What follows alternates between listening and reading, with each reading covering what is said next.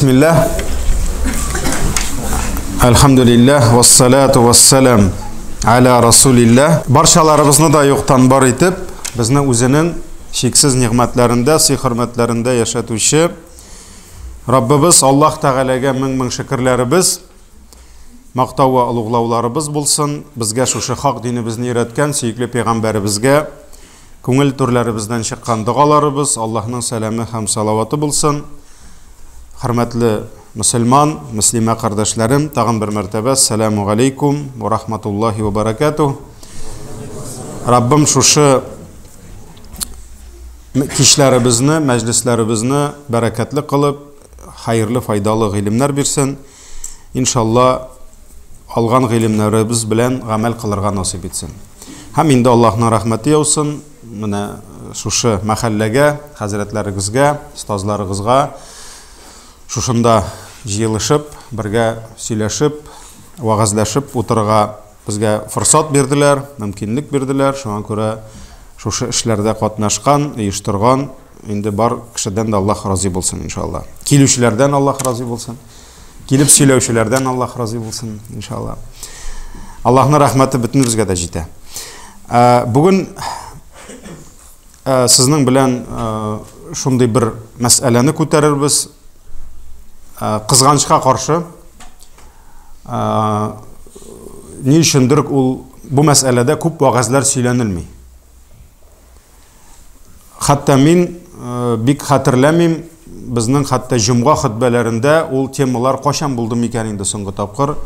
Ham umuman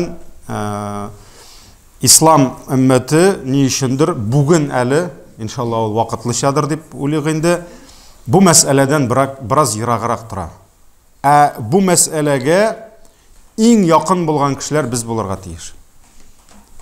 Ham bu aytik bayroqni yer ustidan ko'tarib boruvchilar birinchi shiratda biz bo'larga tegish. Ul da bo'lsa yetimlar masalasi. Inshaalloh mana bizning endi shu aldagi balki 1 soatga men balki sıyış almasman. İnşallah tırışırmın endi. Artıq sizni ertangi namazga xatlik tutqarlamasqa qaytası da var. İnşallah biz endi shu yetimler masalasin bir necha yoqdan yoqtirtirga tırışırmın. İnşallah Alloh taala endi menga o'zi xayrli, foydali so'zlar bersin. Foydasiz bo'sh so'zlardan o'zi saqlasin. Umuman islomda yetimler hem yetimlerge yardım etu, yetimlerinin turmuşların kilev, ol big zor orun alıp tura. Big zor orun alıp tura. Hem ol İslam ahlakının, mana nişe gitip eti yani hakkı kile İslam'da, nişe gitip İslam'da kardeşlik hakkı kile, ilkenler hakkı kile, nişe gitip kurşiler hakkı kile, mana şular kibik, İslam ahlakının turunda, yetim balalarga bulgan münasebet, yetimlerinin hakkı şulay yok big zor orun alıp tura. Şuna göre en birinci İslam közlüğünden çıkıp kim ol yetim? Eğer de endi biz yetim sözün sözlüklerden qarasak, dünyavi sözlüklerden, o endi Rus tilinde sirata bula, şulay bitinde. Hem sirata sözünün anlatması, определениясы, Улынды нәрсә дип килә, это ребенок, который потерял своих родителей дип килә. Шулай бит инде. Шуңа күрә современный сүзлекләрдә бар полный сирота, круглый сирота. Әгәр дә бала әти әнисез кала икән, ул инде круглый сирота дип атала. Әгәр дә инде баланың яки әтисе, яки әнисе булмаса, аны инде ярым сирота, ярым ятим, полусирота диләр инде. Lakin bu dünyavi közlükten, dünyavi sözlükten okuğanda. Biz Müslümanlar elbette yetimlik meselesinde qaytarga tiyişbiz din közlüğünden hem din sözlüklerinden. Kim ol İslam közlüğünden qaraganda yetim? Burungi kitaplarda ol qiziq ayber, men аны ko'p vaqt bermeyman anga, lakin aytib ketam sizga. Burungi kitaplarda yetimlikni galimler şulay anlatkanlar. Eğer de kışlarda, kış әти әнисіз қалса, ол ятим саналған. Яғни құш, кішкене құшшық, ятим саналсын үшін, аның әтisi де әнisi де болмасқа тиіс. Шул вақытта аңа ятим дегеннер. Хайваннарға келгенде, әнисіз қалған хайван ятим болған. Әгер де, әйтек, арысланларының ғайләсінде, түркімінде бар екен ата арыслан, ләкин әни хәләк болған екен, ол балалар ятим саналған. Кішілерде ятим саналған, һәм бүгін де исламда санала әтисіз қалған бала. Әтисіз бала. Әнisi исән сау болса да, әнisi баланың янында болса да, әнisi ол балаларға һәр вақыт өзінің назын, мәхәббәтін һәр вақыт құшағында тұтса да, Аллах разы болсын әнилерден. Ләкин әти өлген екен, ол бала ятим саналған. Һәм ятимлік дәвам ете қашанға қадар? Бала бәләғатқа ерішкеншіге қадар. Пока не достигнет совершеннолетие бұлайынды. Шоға күрә исламда, қазір мен қысқартам, кім ол ятим дегеш? Ятим ол атасыз қалған, атисын юғалтқан сабый бала. Ол ятим санала. Хатта бәләғатқа ерішкенше. Әгер де енді ир-егіт, кішкене малай, бәләғатқа ерішіп, енді өзі ир-егітке әйленейкен, біз енді әзмәуірдей, суқса темірні сындырырдай ир-егітлеріні ятим деп айтабыз ма? Біз аларыны ятим деп әйте алмайбыз енді. Шоға күрә, ятим болыр үшін сабый бала болу керек. Яғни, өзін өзі яқларлық болмасқа тиіш. Аның яқлаушысы yok. Әгер де енді ол 80 килограмлы ир-егіт болып өскен екен, ол ятим түгіл енді қазір. Не үшін? Чөнки ол бәләғатқа ерішті. Мына енді мен біраз ғана аз сызықлап айтам, чөнки аны Ғосман хазірет шулай қызық етіп сөйлеген еді. Әлі бір 30 ел электе, шулай бір мәшітке йөрибез да, анда енді 90-ны қуып барған бір бабай бар енді дей. Ол бит енді қартлық бүтінімізге де келсін енді, иншалла насип болсын. Ол әзірәк кіші ұлығайға біраз қызықлана бит енді, қызық сөздер де айта башлай. Шунда бабай енді біраз қартайды енді дей, әзірәк мәзәк сөздер де сөйлей башлай. Шунда қоядыр үстел артына отырғанда неткенде біраз ғана урын жетмәсә үпкәли енді дей. Шунда айтайды дей, сіз мені кимсіте көрмәгіз, мен ятим кіші деп айтайды дей. Енді 80-нен үсті, мен ятим кіші, сіз мені кимсіте көрмәгіз деп айтайды. Шоға күрә исламда ятимлік ол нәрсе бәләғатқа ерішкенші дәвам етейінді. Бәләғатқа келгенде енді қазір ол мәселеге терен кірмек, чөнки біздің мәселелер көп әлі. Исламда аны енді ұстазларығыз мәдрәсәләрдә оқыталар улай бірні бәлиқ болу, совершеннолетие, ол енді біздің дәулетте 18 яш деп қаралса, хотя динде де ол бик яқын бұл мәселеге. Мәселен, Ханафи мәзһәбендә анда келе қыз балалар турында 17 яш деп әйтүчеләр бар, егеткә 18 деп әйтүчеләр бар. Шуңа күрә дәулет аны барыбер һавадан алып қоймаған енді. 18 яш совершеннолетие деген әйберне бар, 15-16 яш деп әйтүчеләр дә бар. Ул хәтта халқына қарап. Мәсәлән, түрлі халық түрліше үлгірі. Шулай бит. Абылай енді бәләғат бірінші яштан қарамай, ол ғәләмәтләрдән қарала. Аның признаклары булырга тиеш. Мәсәлән, мыйык чыкты, сакал чыга башлады, инде җегеткә 15 яшь, ул инде хәзер сабый түгел. Шулай бит инде, яки култык астында чыкса төкләр. Менә шуңа күрә аның хатын-кызның инде кыз баланың айлык күреме башланса, яшь көтелмәй. Беләбез, шәригатьтә яшь ул нәрсә, галәмәтләр чыкмаса гына яшь куела инде. Шуңа күрә ятим, димәк, әтисез калган балалар. Хәтта мен аны ни өчен тагын әйттем, әнисе яратса да, әни назы булса да, менә карагыз, кызык бит ул. Хайваннарда ни өчендер борынгыдан кирип калган әнисез хайваннар ятим саналган. Кешеләрдә әтисез. Бу бит күрсәтә кемнәрдә кемнең роле нинди булган. Шулаймы? Димәк, хайваннарда нәрсәген әйтсәк тә, балаларны, кішкене балаларны тәрбияләүдә зур урынны барыбер әни алган. Шуңа күрә әни үлде, ярыслан ятим калды балалары. анда сыер үлді, бұзау үгізге бәлкі керек ме, олан білмейді әген, кім аның баласы. Аның баласы ятим. Нашының кібік, ләкин кішілерді қарағыз. Балалар әниге көбірек яқын болса да, һәм біз бүгін тұрмышта баланың тәрбиелеуінде зор рөліні әнилерді көрсек те, әтисіз қалған бала ятим саналы. Әнисін индидер анда бизнес-вумен болса да, дүниясын да алып бара, баласын да қараса да, жоқ, аның балалары бары-бір. Кімдер? Ятим болалар. Шуңа күрә бу Аллаһның бір хикмәте. Шулай ук галимнәр әйтәләр, үзенең нәсәбен белмәгән. Нәсәп дигән сүз бар бит инде сызык аша татар телендә нәсел, нәсәбе дип әйтәләр. Шулай бит. Татарда икесе дә бер сүз аның, ләкин ул дөрес түгел, гарәп сүзе. Нәсел ул синнән соң булачак синең нәселең. Ягъни ирнең улы, оныгы, балалары, оныклары бу нәсел. Бу синең предки түгел инде, потомствоң була, шулай бит.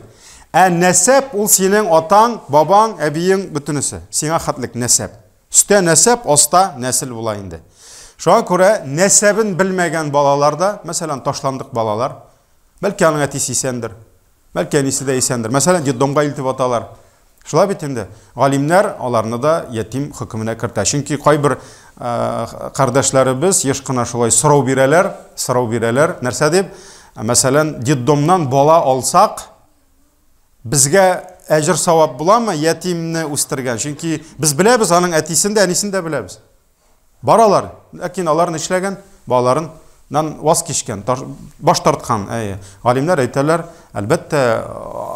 әлбәттә, моның әле әнисе бар. Әтисе юк, ятим. Буларның әнисе дә, әтисе дә нишләгән? Балаларын ташлаган. Шуңа күрә бигрәк тә буларга ярдәм итү ул инде мөһим дип галимнәр әйтәләр. Детдомдагы балаларында ятимгә саныйлары.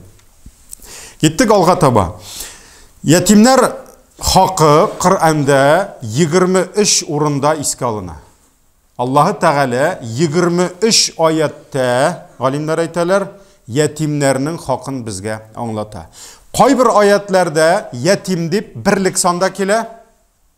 Кайбер аятларда икелек санда килә. Гарәп телендә беләбез, бирлек сан, икелек һәм күплек сан бар. Шулай бит инде. Кайбер аятларда күплек санда килә. Шуңа күрә бирлек, икелек, күплек санда килә. Каядыр Аллаһы Тәгалә ятимнәргә изгелек кылыгыз дип безгә әмер бирә. Каядыр Аллаһ Тәгалә ятимнәргә зулымлык кылудан сакланыгыз дип безне кисәтә. Аятлар төрлечә, төрле яктан ятимнәрнең хакын безгә яктырта. Шулай бит.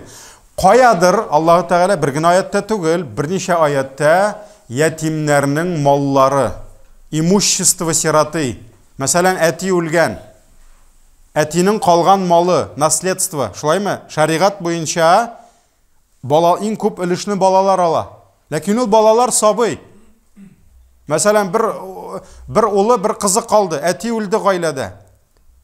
Иң күп өлешне балалар ала. 3 өлешне 3кә бүләләр, иң күп өлештән бер өлешне кыз, бер өлешне ул. Ләкин алар сабый. Һәм теләсә кем килеп, ул сабыйның акчасын алырга мөмкин. Теләсә кем килеп, ул сабыйларны алдарга мөмкин. Шулаймы? Теләсә кем килеп, мәсәлән, сабыйлар, каялы атагыз анда 3 миллион акча калдырды, 5 миллион анда кибет калдырды. Хәзер мин ул кибетне тәртипләп бирәм сезгә диде, алды да, нәрсә, балалар үзләрен яклый алмый, алар әле абайлый алмый, кем аларны алды, кем аларны, монда әле улы булып та шәшең агарып та алдап китәләр, шулаймы? Шуңа күрә Аллаһы Тәгалә бер генә аятта түгел, берничә аятта нәрсә ди? Ятимнең малына кулыңны суза күрмә ди. С кем будешь иметь дело ди? Со мной будешь иметь дело ди. Аллаһ Тәгалә әйтә. Бик күп аят, бында бер генә аят түгел. Шуңа күрә Аллаһ Тәгалә кисәтә. Смотрите ди. Ятимнең малына тисәгез, эшегез харап булачак ди. Шул аятларның берничәсе генә. Бакара сүрәсе 83. Аллаһ Тәгалә әйтә: "Ва из ахадна мисаqa бани Исраил". Менә ди, Бану Исраил халкыннан, сыны Израилевый булайны, пәйгамбәрләр нәселе, Якубның нәселе инде бу. Шулай бит, Якуб пәйгамбәрнең. Менә без алар белән килешү төзедек ди. Аллаһ Тәгалә нинди килешү? ла та'будуна иллаллах. Бір Аллахқа ғына ғибадат қылашақсыз, бүтән бір затқа да ғибадат қылмассыз дейді. Біріншісі Аллах хақы. Шулай бит, бір Аллахқа ғибадат қылу.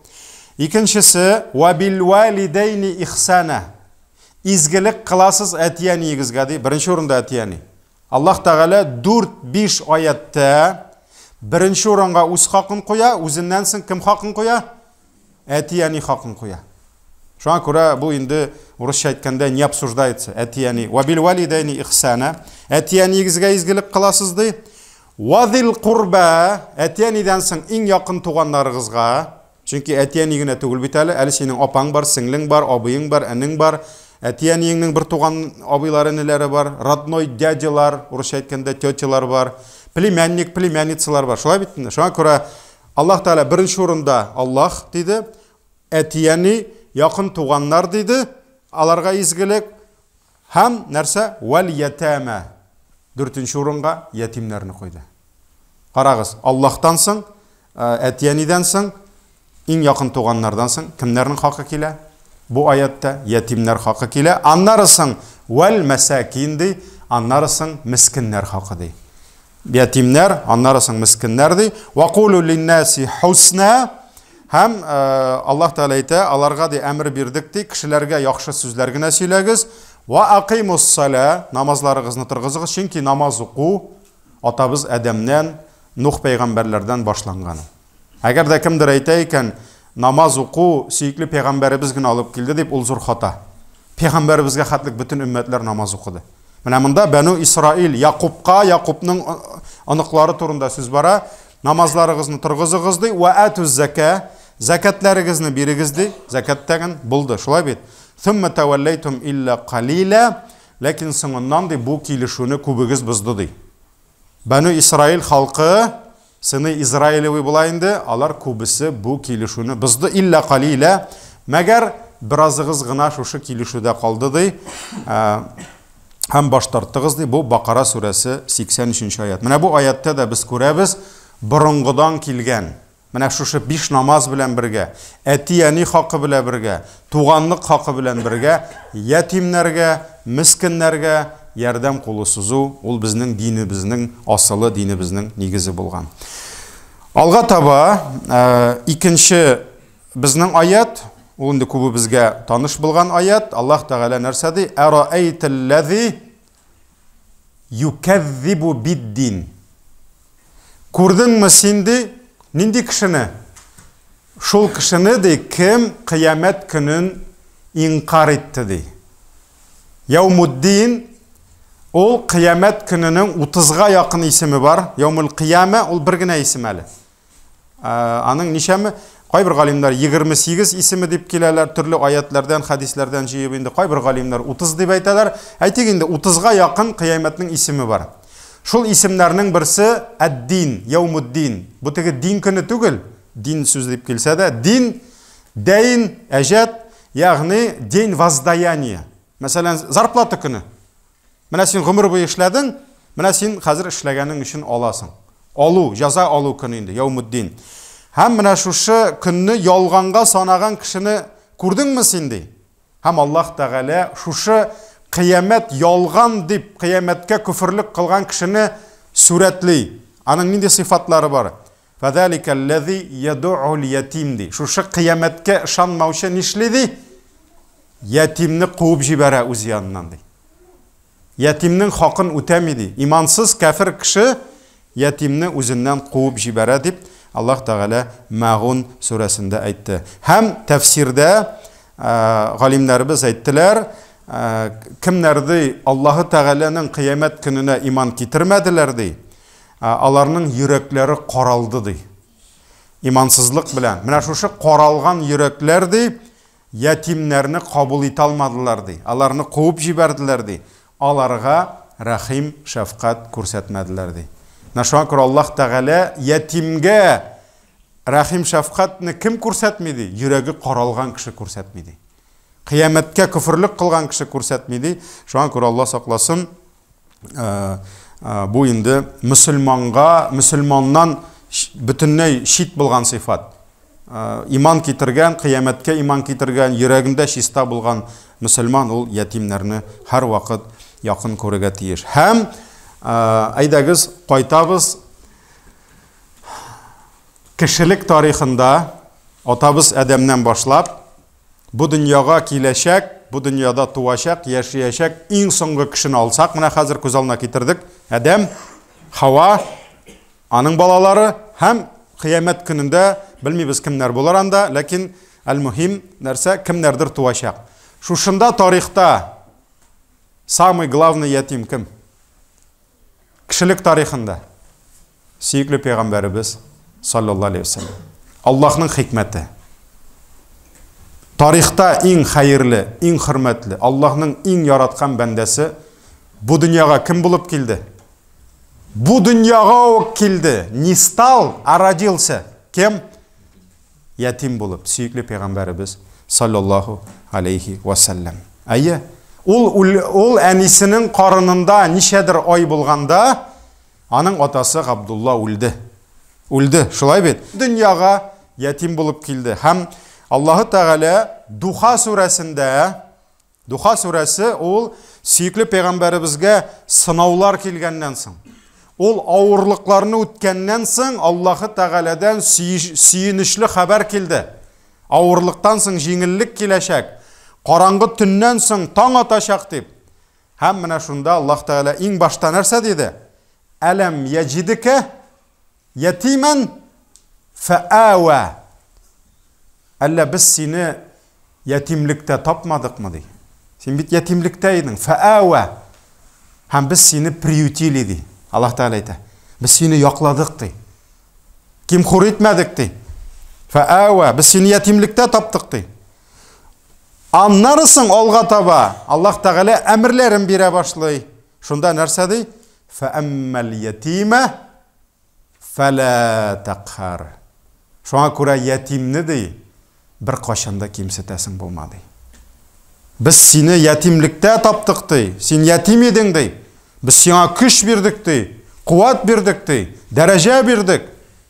Һәм шуңа күрә бер кашанда нәрсә? Ятимне кимсетәсең булмады. Һәм менә сөйкле пәйгамбәребезнең ятим булып үсүе, ятимлекнең ашысын татуы, ятимлекнең ашысын татыды. Ул әтисез үсте. Әти назы күрмәде. Әти кулы күрмәде, әти кеше күрмәде артында. Һәм менә шушы аның сынау аша үтүе Аллаһ Тәгалә шуның белән тәрбияләде. Ятимне кимсетә күрмәде диде. Ул ятим булып килде. Ничә яшендә әнисез калды? 6 яшендә Мәдинәдән Мәккәгә барганда әнисе нишләде? Вафат булды. Шулай бит, шунда җирләнде. Әле нишанда 180 километр калган иде кайтып җитәргә. 6 яшендә ул бөтенләй әнисез дә калды. 8 яшенә кадәр бабасы тәрбияләде. Бабасы үлде, тапшырды абыйсы Әбу Талибка, Габдулланың әтисенең бер туганына. Шулай бит, әйе. Ләкин җәмәгать, менә монда сорау. Аллаһы Тәгалә иң яраткан мәхлугы, иң яраткан кешесе дип әйтмим, мәхлугы дим. Чөнки Аллаһ пәйгамбәребезне яраткан кебек бер фәрештәне дә яратмый. Бер фәрештәнең дә дәрәҗәсе пәйгамбәрнекеннән зур түгел. Пәйгамбәребезнең дәрәҗәсе Җабраилдән зур. Гарш фәрештәләреннән зур. Ләкин карагыз, Аллаһы Тәгалә шушы кичкенә сабыйга әти таба алмый идеме? Берәр әти табылмый идеме? Табыла иде. Аллаһ Тәгаләнең кудрәте шиксез, ләкин Аллаһ хикмәт иясе. Аллаһ Тәгалә теләде менә шушы кешенең шушы ятимлекнең ашысын татуын, аның авырлыгын татуын. Хәтта карагыз, ни өчен ул Халимәгә эләкте? Аны бит беркем дә алмый иде. Шулаймы? Чөнки карадылар, аның әтисе юк. Бүтән кеше белде, бу ятим. Димәк, моның өчен нәрсә? Моның артында спонсоры юк. Әгәр дә имезергә алган баланың көчле әтисе булса, әти все решит. Шулаймы? Акчасын да бирә, түли бөтен нәрсәне. Әмма нигә алмадылар хатыннар? әниләр. Чөнки белделәр, моның атасы юк. Атасы булмагач, моның өчен төләүче булмый. Ләкин инде Халимә, Алланың рәхмәтендә булсын, алыйк минде, алмыйк минде дигәч, ире әйтте, әйдә алыйк инде диде бер килгәч. Шулай бит? Шушы ятимне алдылар, ләкин әле алар белмәделәр кемне алачакларын, һәм алар да бит тарихка кирип калдылар. Халимә ник тарихка кирип калды? Шулай бит, сөйклеп, менә шушы ятимне алып, ул ятим Аллаһның илчесе булып чыкты. Менә шуңа күрә Аллаһы Тәгалә сөйкле пәйгамбәребезне ятимлек мәдрәсәсе белән тәрбияләде. Ятимлек мәдрәсәсе белән тәрбияләде. Менә татарда шундай, татарда гына түгел, урыста да бар ул. Сытый голодному не товарищ. Ашның хәлен тук белмәс ди. Ашның хәлен тук белми. Ашның хәлен белер өчен сиңа аш булырга кирәк. Шуңа күрә ятимнең хәлен аңлар өчен, шын хәлен аңлар өчен әти назында үскән кешегә моны бик авыр.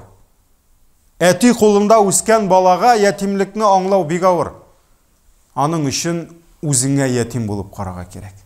Шуңа күрә Аллаһы Тәгалә аны тәрбияләде. Шундый дәрәҗәдә сөйкле пәйгамбәребез гомеренең ахырына кадәр көрәште. Урысча әйткәндә он боролся за права сирот. Һәм ул менә Әдәмнән, мин былай гына әйтмәдем, күз алдына китердек бит, Әдәмнән алып соңгы кешегә кадәр. Пәйгамбәрләр килде, әхлак күтәрелде, төште, дин куәтләнде, зәгыйфләнде, төрле вакытлар булды. Шулай бит инде.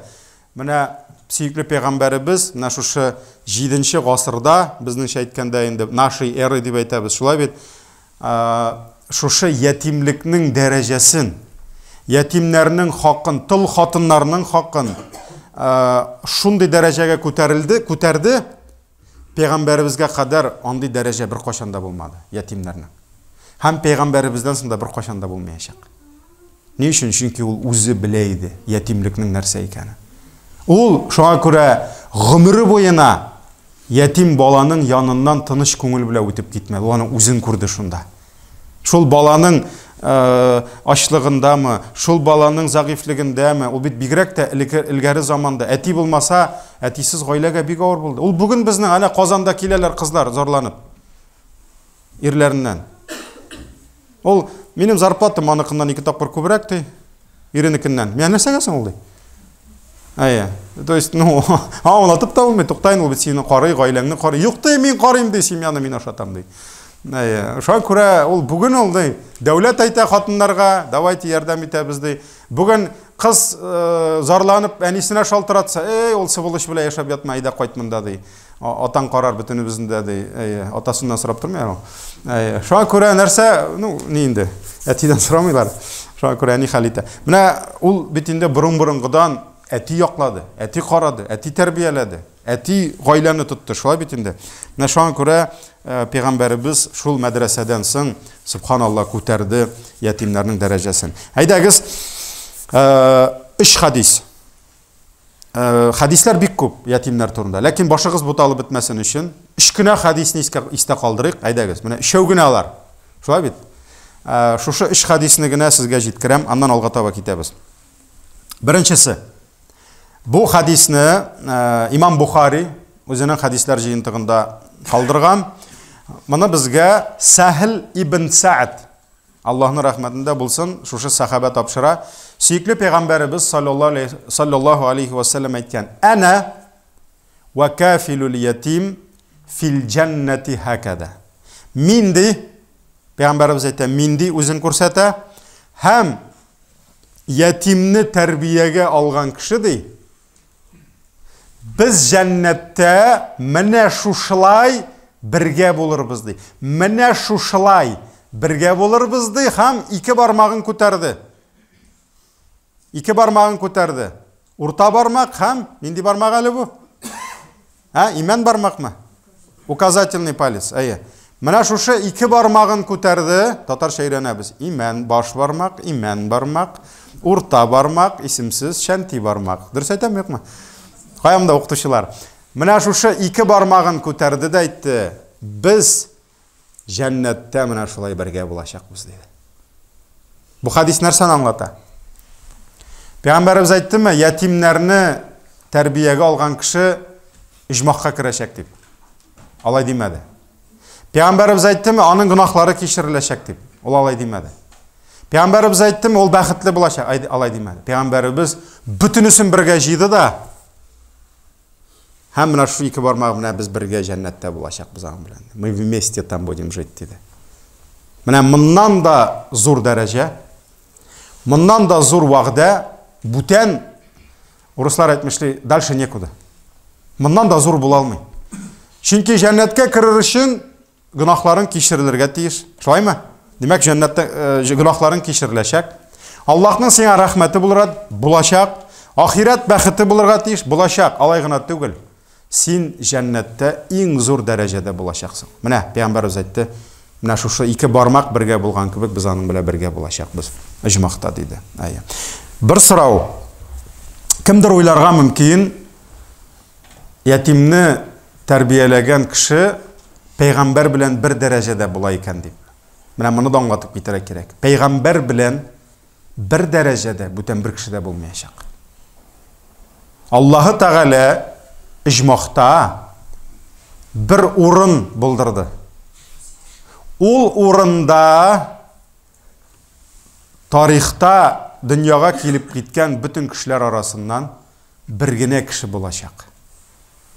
Хәтта Аллаһы Тәгалә әйтмәде монда шушы кеше булачак дип. Пәйгамбәрбез саллаллаһу алейхи ва саллям нәрсә диде? Мин өметләнәм диде. Я надеюсь диде. Аллаһы Тәгалә шушы урынны, ничек әйтәләр ул урын атала? Васила. Васила дигән шушы урынны миңа бирер ди. Шуңа күрә кем минем өчен шушы урынны сораса, кыямәт көнендә мин аңа шәфәгать кылачакмын диде. Азан догасы. Ати Мухаммадан al-wasilata wal-fadilata dibез. Шулаймы? Мухаммадка бир василаны дибез. Шуңа күрә без бу урынны сорыйбыз. Бу урында фақат бер генә кеше булачак, иншалла, безнең сөекле Пәйгамбәрбез саллаллаһу алейхи ва саллям. Ул дәрәҗәгә бүтән бер кем дә ирешми. Ләкин ничек аңларгасың бу хадисне? Галимнәр әйттеләр. Беренче аңлатма, карагыз. Иман бармак белән урта бармак ничек бер-берсенә якын булса, ятимнәрне гомер буе тәрбия кылган, ятимнәргә ярдәм иткән мөселман белән сөекле Пәйгамбәрбез дә шулай якын булачаклар. Пәйгамбәрбез өстәрәк булачак. Ләкин ятимнәргә хезмәт иткән кеше аңа бик якын торачак. Бу беренче аңлатма. Ике бармак якын ди. Шуңа күрә алар да якын булачаклар. Икенчесе, моны инде Хафиз ибн Хаҗар, шушы Имам Бухарига ни язган Фатхул Барида аңлатмасында нәрсә дип әйтә? Ике бармак арасында бүтән бармак булмаган кебек, Пәйгамбәр белән шушы кеше арасында бүтән кеше булмаячак ди. Димәк, менә Пәйгамбәр васила, менә аста син ятимнәргә хезмәт күрсәткәнең өчен ди. Һәм шушы хадискә аңлатма язган зур галим Ибн Баттал әйткән, ахирәттә ди, моннан да зур дәрәҗә юк ди. Менә нәрсә булырга мөмкин моннан да зуррак? Җәннәттә бармы моннан да зур дәрәҗә була аламы, юкмы? Менә Пәйгамбәр, менә син. Сезнең арагызда бүтән юк. Шулай бит инде. Шуңа күрә Ибн Баттал әйткән, бу шулай ук Сахих Бухариның шарыхында килә. Әгәр дә бер мөселман ди, иман иясе ди, шушы хадисне ишетсә ди, ул ди гомер буе шушы хадис белән гамәл кылырга тиеш ди. Ул гомер буе шушы хадисне тормышка ашырырга тырышырга тиеш ди, чөнки җәннәттә сөекле Пәйгамбәрбез белән һәм Пәйгамбәрләр белән бергә булу ди, моннан да зур дәрәҗә, моннан да зур бәхет җәннәттә булырга мөмкин түгел. Мом ниндидер син фәләнче катта җәннәттә буласың икән, синең йортың фәлән кадәр булачак икән, сезнең фәлән кадәр хур кызың, хатыннарың булачак икән, бу андый гына түгел. Бу син Пәйгамбәргә буласың дигән сүз, Пәйгамбәрләр белән моннан да зур дәрәҗә булырга мөмкин түгел. Шуңа күрә җәмәгать, галимнәребез нәрсә дигәннәр? Әгәр дә сөекле Пәйгамбәрбез 23 ел дәврендә ятимнәр хакында бер генә хадис калдырган булса, ди, менә шушыны. Менә шушы 2 бармак хадисе. Безгә башка хадислар кирәк тә булмаса иде. Бу да җиткән булыр иде. Чөнки мондан да зур дәрәҗә нәрсә булырга мөмкин түгел. Шуңа күрә ятимләр хакы җәмәгать безне дәрәҗәгә күтәрә, шундый дәрәҗәгә күтәрә. Аллаһ Тәгаланың рәхмәте белән. Менә бу булды беренче хадис. Димәк, искә төшерәм, мин һәм ятимне тәрбиягә алган кеше җәннәттә менә шушылай бергә булырбыз диде. Бу беренчесе. Икенче хадис. Бу хадис Имам Ахмад риваятында килә. Имам Ахмад калдырган моны. Үзенең хадислар җыентыгында бер кеше сөекле пәйгамбәребез янына килә, зарланып. Нәрсә ди? Кемнәндер түгел, кемнедер сүгеп түгел, үзеннән зарланып килә. Я Аллаһның илчесе ди, күңелем катты ди. Нишләргә микән ди? Менә бәгырем катты ди. Була бит кай вакыт шундый кешенең ниндидер бер явыз вакыты дип әйтик миндә, ничектер бөтен нервный вакыты, ничектер ачулы вакыты, мәрхәмәт җитми, рәхим шәфкать җитми, Коръан укый, күңеле тулмый, намазда хушуклыгы юк, менә бәгыре каткан, дөньяга артык дөньяны кугангамы, зикр итмичә торганмы, гыйлемнән ярагайганмы, менә килгән зарланып.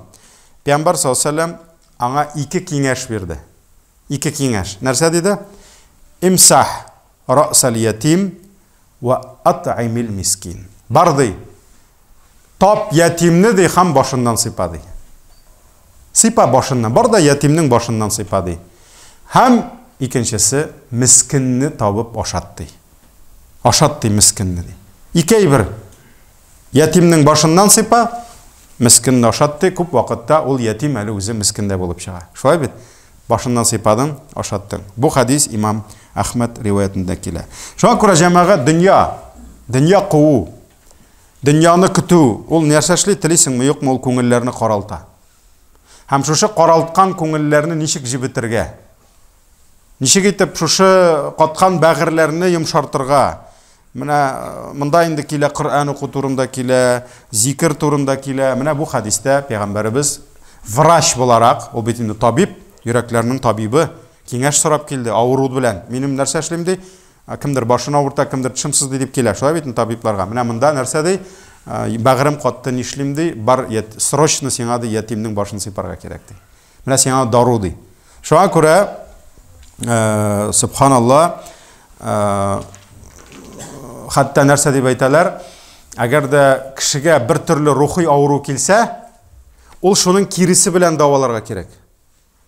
Мәсәлән, бер кешегә тәкәбберлек килде. Тәкәбберлек үзен әллә кемгә куя, башкаларны кимсетә. Андый кешегә хәзер эшләргә кирәк, ниндидер түбәнчел эшләргә кирәк. Мәсәлән, фәкыйрьләр ашап утыралар, бар да шулар белән утырып аша. Мәсәлән, кем әле Гомар ибн Хаттабның улы шулай от белән бара, шундый гордый, шундый тук кылычлар белән тегендә мискиннәр утыралар. Аны таныйлар да: Абдулла, кил әле мондай да безнең белән аша. Абдулла карый тегендә фәкыйрьләр, хәерчеләр җирдә шунда утырып башлыйлар. Сикереп төште дәген, мин ди тәкәбберләнергә яратмыйм ди. Кирде дә утырды араларына. Шулар белән бергә ашап утыра. Ул бит инде бүген күз алдыңа китерсәң, берәр министр, например, баран иде, Казанда, инде бомжлар ашап утыралар инде. Министрны таныйлар, инде күргәннәр бар бит инде. Фәләнович, әйдә әле безнең белән. Уларны ишетми бит инде. Ишетмәнгә салыша. Мәсәлән, Гомар сикереп төште дә, мин ди тәкәбберләнергә яратмыйм дип, араларына кирде дә утырды. Анда да инде аларның тоже дезодорантлары булмагандыр инде, сөртенергә. Тоже духилары да булмагандыр инде. Душлары да бик булмагандыр инде. Менә шуңа күрә тәкәбберлек аны бәргә кирәк, сындырырга кирәк нәрсә белән? Түбәнчелек белән. Түбәнчелек белән сындырырга кирәк. Саранлыкны ширбит инде ул. Аны сындырырга кирәк нәрсә белән? Юмартлык белән. Нәфсең әйтә бирмәди, ул да бир син аны. Нәфсеңә берне бир. Ничек итеп? Теге мохтаҗга садакаңны биреп. Бирмәди, син бир. Саранлыгыңны сындыр. Нәрсә белән? Юмартлык белән сындыр. Шулай бит инде. Мәсәлән, көнчелек. Нәрсә соң көнчелек? Кешенең бәхетен күреп, син аңа яхшылык телисә урында нәрсә эшлисең? Синең ишеңдә яна. Аның машинасы синекеннән әйбәтрәк булып чыккан инде. Ничисең инде. Яна. Или синең балаң анда, мәсәлән, 3-легә укыган, аныкы 5-легә укыган. Мәсәлән инде, син әйтә, минем бала акыллырак бит дип. Яна, син шул вакытта аңа начарлык телисе урында бар да дуга кыл син аңа. Менә синекеннән крутойрак машина алып кайткан, ишең кытыра инде. Ишеңдән шайтаның әйтә инде, нәфсең әйтә инде, менә ди урлагандыр инде ди. Менә син күпме тырышып алай булдыра алмыйсың, ул булдыра. Көнчелек кытыра. Нишләргә кирәк? Көнчелек бит ул начарлык теләү. Син бар да яхшылык телә. Бар да әйт. Шин күңелдән әйт. Кардәшем, Аллаһ бәрәкәт бирсен сиңа дигән. Шин күңелдән сиңа телим дигән. Җиң, сындыр ниеңе, көнчелегеңне. Шулай бит. Менә монда дагы нәрсә күңел катылыгын бәрегә кирәк рәхим шәфкать белән. Шуңа күрә кемнеңдер күңеле ката башласа, аның кул астында ятимнәре торырга тиеш. Ишеттегезме? Менә тишең сызлый башласа, синең стоматологны беләсең бит, телефонны да беләсең. Шулай бит инде. Яки мәсәлән, Алла сакласын, балаңның берәр шире булса, берәр төрле патологиясе, шундый врач булса, аның сотовый синдә бар. Мәсәлән, неврологмы, башкасымы, все синдә бар. Менә шуның кебек күңелең ката башладымы, синең кул астында ятимнәрең булсын. Тиз генә бар да башларын сыйпа, утырып чәй ич, или шалтырат. Кайсыз анда, малайлар? Давайте ха килеп җитәм. Кафега барабыз. Бүтән эшеңне ташла да барып шулар белән бер кафеда картофель фри ашап кайт. Все, синең иншалла нәрсә күңел катылыгыңны рәхим шәфкать белән давалыйсың иншалла. Бу булды икенче хадис. Шулай бит, беренчесен онытмадыгызмы әле? Ике бармак. Икенчесе нәрсә? Ятимнең башын сыйпа, мискинне ашат диде. Шуңа күрә монда бер сорау куясым килә. Кем кемгә күбрәк кирәк микән? Кем кемгә күбрәк кирәк микән әле? Ятимгә син кирәк микән күбрәк? Понятно. Син инде аңа ярдәм итәсең, син аңа тырышасың, әтисе юк, борчыласың, кайгырасың. Ләкин ятимнең файдасы сиңа, синең аңа булган файдаңа карый, сиңа аның файдасы күбрәк тия. Шуңа күрә ятимгә син кирәк инде, аңлыйм, ләкин ятим сиңа кирәгрәк. Шулаймы? Бу теге бай белән хәерче кебек. Мәсәлән, хәерчегә бай килә дигән, менә сиңа ди. Аннан соң инде шайтан килеп аны аркасыннан сыйпый. Ярый, син бар әле ди, фәлән ди. Син булмасаң, буларның эшләре харап ди. Шуннан соң инде теге бераз масаип китә, шулай бит инде. Ләкин бит хикмәт җәмәгать, бәлки бу фәлән хәлле булып, яхшы булып, акчасын да эшлидер, зур дәрәҗәдә утырадыр. Шул мискиннәрнең дугасы беләндер бәлки. Бәлки аның бүтән дәрәҗәсе акылы, аннан да акыллы кешеләр бар. Бүтән кешедә менә андый булмый бит. Бәлки шуның дугасы аны күтәргәндер шунда. Шулай, без бит белмибез кем кемгә күбрәк бирә, кем кемгә күбрәк кирәгрәк. Менә шуңа күрә монда дагы сорауны куясым килә, кем кемгә күбрәк кирәк микән әле? Ятимнәр безгә күбрәк кирәк микән, яки без ятимнәргә микән? Киттек 3нче хадис. 3 хадис дигәнем. 3нче хадис Имам Бухари һәм Муслим җыентыкларында килә. Бу хадисны безгә иң күп хадисларны риваят кылган сахаби тапшыра. Кем әле ул? Имам Аль-Бухари. Аллаһның рәхмәте. Абу Хурайра, башым буталды. Бухарига карадым да. Абу Хурайра иң күп хадисларны безгә тапшырды. Пәйгамбер саллаллаһу алейһи ва саллямның ул безгә сүзләрен әйтте. Ас-са'i 'ala al-armalati wal-miskin kal-mujahid fi sabilillahi wa ahsabuhu qala wa kal-qa'im alladhi la yaftur wa kas-sa'imi alladhi la yaftur. Kimdi тол хатыннарга һәм мискиннәргә ярдәм итеп йөри. Ас-сагый, сагый дигән сүз сагый кылу. Нәрсә ул? Шабып йөрү, ашыгып йөрү. Шулай бит. Кем ашыгып йөри? Тол хатын, кем ул тол хатын? Ире үлгән. Мәсәлән, семьяда әти үлде, хатын тол калды, балалар ятим калдылар. Шулай бит. Икесе дәген яңа статус алды. Хатын вдова, балалар сироты. Шулай бит инде.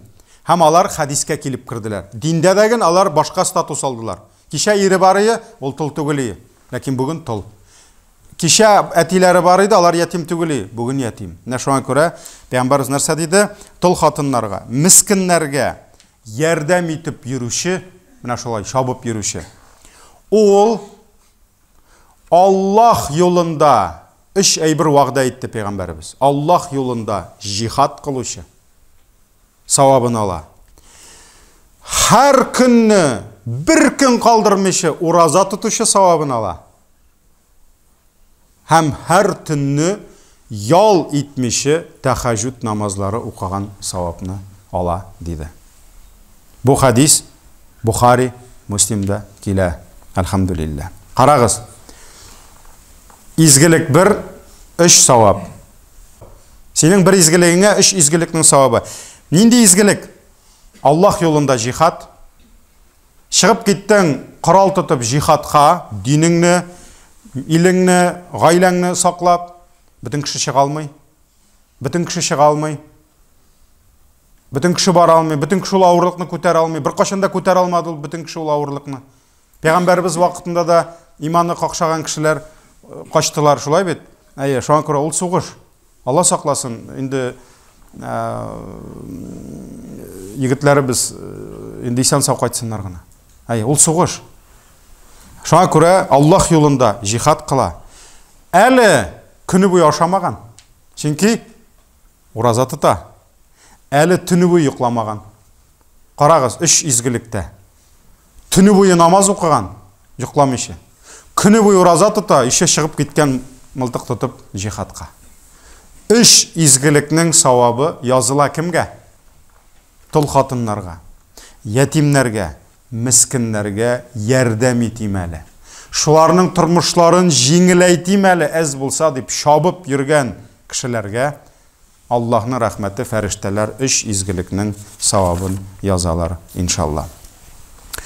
Шулык сахих, чөнки Бухарида, Муслимда килә дидек бу хадис. Сахих Бухариның шарахында бу хадискә Ибн Баттал дигән зур галимнең шундый аңлатмасы килә. Кемдер ул әйтә, Аллаһ юлында җихад кылудан гаҗиз ди. Ул сугышка китә алмый. Юганың көче җитми, батырлыгы җитми, төрле сәбәпләр булырга мөмкин. Шулай бит инде. Кемдер төннәр буе тәһаҗҗүд турудан гаҗиз ди. Хәле җитми, йокы килә, белмим, эшкә чыгып китәсе бар. Каядыр сменалы эштә эшли, 4-тә 5-тә турып чыгып китәдер, бәлки. Шулай бит инде. Шуңа күрә кемдер төннәр буе тәһаҗҗүд турудан гаҗиз ди. Кемдер көннәр буе ураза тотудан гаҗиз ди. Менә хәтта мин җихад турында сорау бирмим инде. Ансы слишком авырай бер, шулай бит инде. Ләкин ураза белән тәһаҗҗүд турында гына. Менә кем һәр төнне тәһаҗҗүд укый? Минемчә андый фәрештәләр безнең арада бик әздер. Әүлияләр андый әздер, бик әздер. Ну, бардыр ул. Мәсәлән, мин беләм шундый, машалла, әбиләрне, алар 6-да 7-дә укыйлар, ястүне һәм ятып йоклыйлар. Ләкин алар йокы шүлмәкләре түгел. Алар төнге 12-дә торалар. Һәм тахаратларын алып, кирип китәләр, тәһаҗҗүд дөньясына. Һәм ничә сәгать алар инде тәһаҗҗүд укыйлар. Андый кешеләр алар бик күп түгел. Шулай бит инде. Күп түгел алар, бик әз. Шуңа күрә минемчә арабыздан беребез дә мин бер туктамый тәһаҗҗүд укыйм, һәр төнне тәһаҗҗүдтә дип әйтүчеләр бик әздер алар. Булса да әйтмәгез инде. Әҗер үзегезгә калсын. Икенче сорау, кем көн сайын ураза тота? Беләсезме, даже менә без бит инде кыш көне 6-нчы яртыга хәтлек сәхәр ашап була иде. Шулаймы? Рәхәтләнеп. Сәгать 3-тә авыз ачтык. Менә әле обратналык кенә, шулай бит. Әле хәзер дә штулып киткәч, авыз ача. Бөтенебез дә беләбез, понедельник, четверг, дүшәмбе, пәнҗешәмбе, ул нинди көннәр? Ураза көннәре. Кайсыларыбыз калдырмыйча шушы уразаны тотып бара? Бик азыбыз. Бик азыбыз. Менә ашсы киләйин, бара, ашсы киләйин, ничектер, что-то, баш авыртып китте әле, кофе эчәсе булды бүген. Кунаклар килгәннәр әле, шулар белән. Мин үзем дә әйтәм, сезне әйтмим мин. Кел бөтенләй тотмасак та, тотырга тырышабыз, но булмый. Һәрберсен. 13-дер, 15 әле күптән түгел булды. Кем әйтә ала, менә мин калдырмыйм шуларын дип. Без Рамазан турында сөйләшмибез. Анда синең ниең юк, ихтыярың юк. Извините, анда приказ. Приказ пришел, все. Авырмыйсың икән, сәфәрдә түгел икәнсең, син тотырга тиеш. Ләкин кем әйтә ала, мин шушы нәфилләрне тотам дип. Көн сайын. Мәсәлән, иң хәерле ураза Рамазаннан кала. Нинди ураза диде? Дауыт уразасы. Бір күн тұтты, бір күн ял етті, бір күн тұтты. Кім міне Дауыт уразасы тұта ала? Әйда бір ел кімдір тұтып қарасын әлі шуны? Ауыр. Шолай бит? Шуңа күрә Ибн Баттал нәрсә ди? Кімдір Аллах юлына жихадқа шығып кетуден ғажиз ди. Ғажиз деген сөз слабый. Слабо аңа. Аңа күш таба алмай. Кімдір һәр түнні тахаджуд тұрға аңа ди ауыр ди. Кімгәдір ураза тұту һәр күнні ауыр ди. Ләкин қарағыз, кімді яқлаушы ирін юғалтқан тұл қатынларға, ятим балаларға, міскіндерге ярдәм итеп яшаса, инагда түгел, елға бір ярдәм иттім дә булды, хадис ішіне кірдім, біз пайғамбар білән бірге Алла берса. 3 ел элек бір ятимге булышқан ешімді әзірек. Бір пакетный продуктовый набор кірткен еді. Йоқ! Ятимге ярдәм иту ул түгел, хансы сөйләшәбез. Шуңа күрә нәрсә үзенең тормыш рәвеше итеп шушыларны алса, Ибн Баттал әйтә. Нәрсә ди? Күн сайын ул жихадта ди. Һәр төнне ул тахаджудта ди. Һәр көнне ул уразада ди. Карагыз. Тыныч яшәп ята. Фәрештәләр яза. Юк, ул кукмарада түгел, ул жихадта ди. Ул кайтып хатынын кычаклап җыклый рәхәтләнеп. Иртәнге намазга торса әйбәт әле. Фәрештә яза нәрсә ди? Йокламый ул ди. Ул йокламый ди. Ул тахаджуд укый ди. Ничегендә нә бит җыклый, гырлый. Юк, ул йокламый. Аллаһ Тәгалә безгә әмер итте.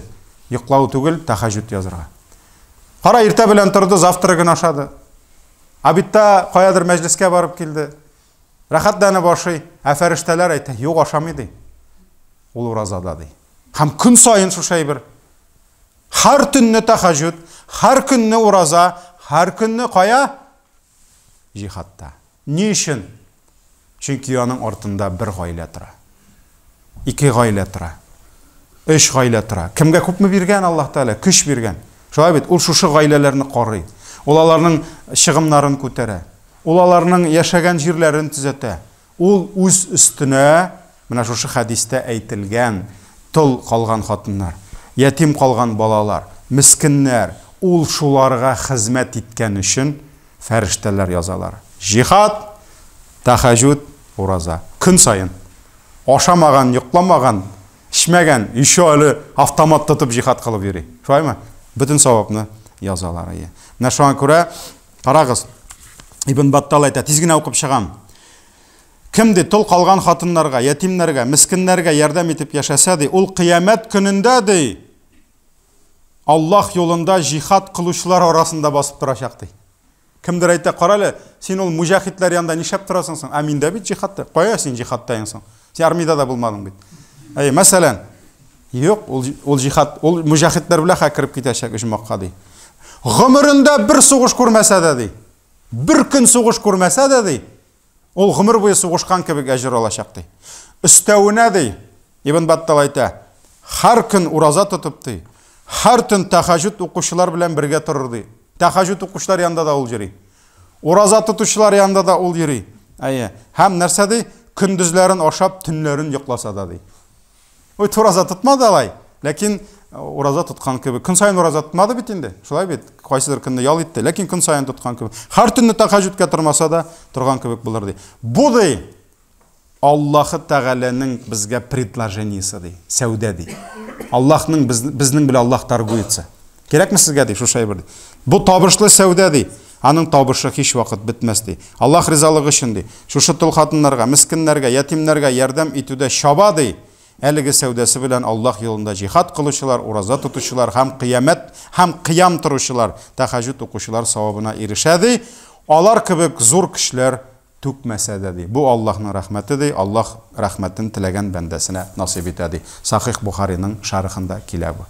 Менә шуңа күрә бәлки аның көче дә жихадта киткән кебек китмидер. Саулыгы да ул кадәр жихадтагы кебек бетмидер. Көне буе төне буе җыкламыйча тахаджуд укыса да бәлки кеше күбрәк китер иде. Ләкин Аллаһ безгә шундый сәүдә бирде. Менә ди, фақирләр, мискиннәр, ятимнәр, тол хатыннар шуларның вопросларын хәл ит, сиңа шушы әҗр, саваплар булыр ди. Шуңа күрә теге сорауны тагын бирәм инде. Кемгә кем күбрәк кирәк? Шулай бит. Сен ойлайсың, мен бұл мискиннәргә кирәк инде, конечно, мен буларга карамасам, ләкин бу мискиннәр сиңа күбрәк бирә. Валлахи, син бу мискиннәргә бирүгә карый, мискиннәр сиңа күбрәк бирә. Мар синең бөтен эшең, сәүдәң, дәрәҗәң, бөтенесе менә шуларның дугасы белән барадыр. Аллаһ Тәгаләнең илчесе әйтте бит: "Абгуни бидугафаикум фа иннама тунсаруна ва турзакуна бидугафаикум" диде. Бер урынга килгәч, "Кая мискиннәрегез?" ди. Китерегез монда миңа мискиннәрегезне, ди, чөнки сезгә Аллаһның ярдәме, ризыгы шуларның дугасы белән килә, ди. Шуңа күрә исламда кагыйдә: әгәр дә Аллаһ Тәгалә сиңа көч биргән икән, һәм син барасың икән алга таба, кемдер алып бара үзенең оешмасын. Мәсәлән, ул директор манда, учредительме, белмим. Кемдер алып бара үзенең шәһәрен, ул мэр булырга может, глава булырга может, авылын алып бара. Илне патшалар бар, президентлар бар, шулай бит, алып бара, милләтне алып бара. Ул алдан бара, аңа авыр. Чөнки уклар аңа тия, җил аңа беренче, шулай бит инде, бөтен җил давыллар. Ләкин син алга таба сүреп барганда, синең артыңда шул мискиннәрнең, тол калган хатыннарның, ятим балаларның, мохтаҗларның изге дугасы торса, сине беркем дә сындыра алмый. Беркем дә сине җиңә алмый. Ни өчен? Чөнки сине Аллаһ үзе саклап бара. Шуларның дугасы белән. Пока аларның дугалары бар, курыкма. Ләкин аларның дугасы булсын өчен нишләргә кирәк? Тырышырга кирәк. Аларның хаҗәтләрендә булырга кирәк. Аларга ярдәмдә булырга кирәк. Шуңа күрә кем кемгә күбрәк файда китерә, ул бик зур сорау. 3 хадис дидем, булды битте. Алга таба киттек. Ничек итеп шушы хадисләрне шәүгенә булмаган инде, күбрәк, ләкин мин бөтенесенә төшмим, кирмим. Ничек итеп иң хәерле буын, сөйкле пәйгамбәребезнең мәдрәсәсенең шәкертләре, кемнәр әле алар? Сахабалар. Сахабаларның шәкертләре табигиннар, аннарысын әтбагыт табигиннар, зур галимнәр, ничек итеп алар шушы хадисләрне тормышка ашырганнар. Әйдәгез берничә генә сүз шулар турында әйтеп китик. Әгәр дә без сахабаларның тормышларын өйрәнсәк, без күрәбез, алар ятимнәргә бик якын тордылар. Ятимнәр аларга бик якын иде. Бик якын иде. Ятимнәргә һәр даим алар ярдәм күрсәтеп тордылар. Бик күп сахаба ирләр, сахабия хатыннар өйләрендә ятимнәрне яшәттеләр. Аларның өйләренә килеп кирсәң, анда ятимнәр яшый иде. Шит ятимнәр булсынмы, туган ятимнәр булсынмы? Әле хасиләшәбез. Ятимнәр икегә бүленә. Бар шит ятимнәр, бар туган ятимнәр. Хайрансын карарбыз, иншалла.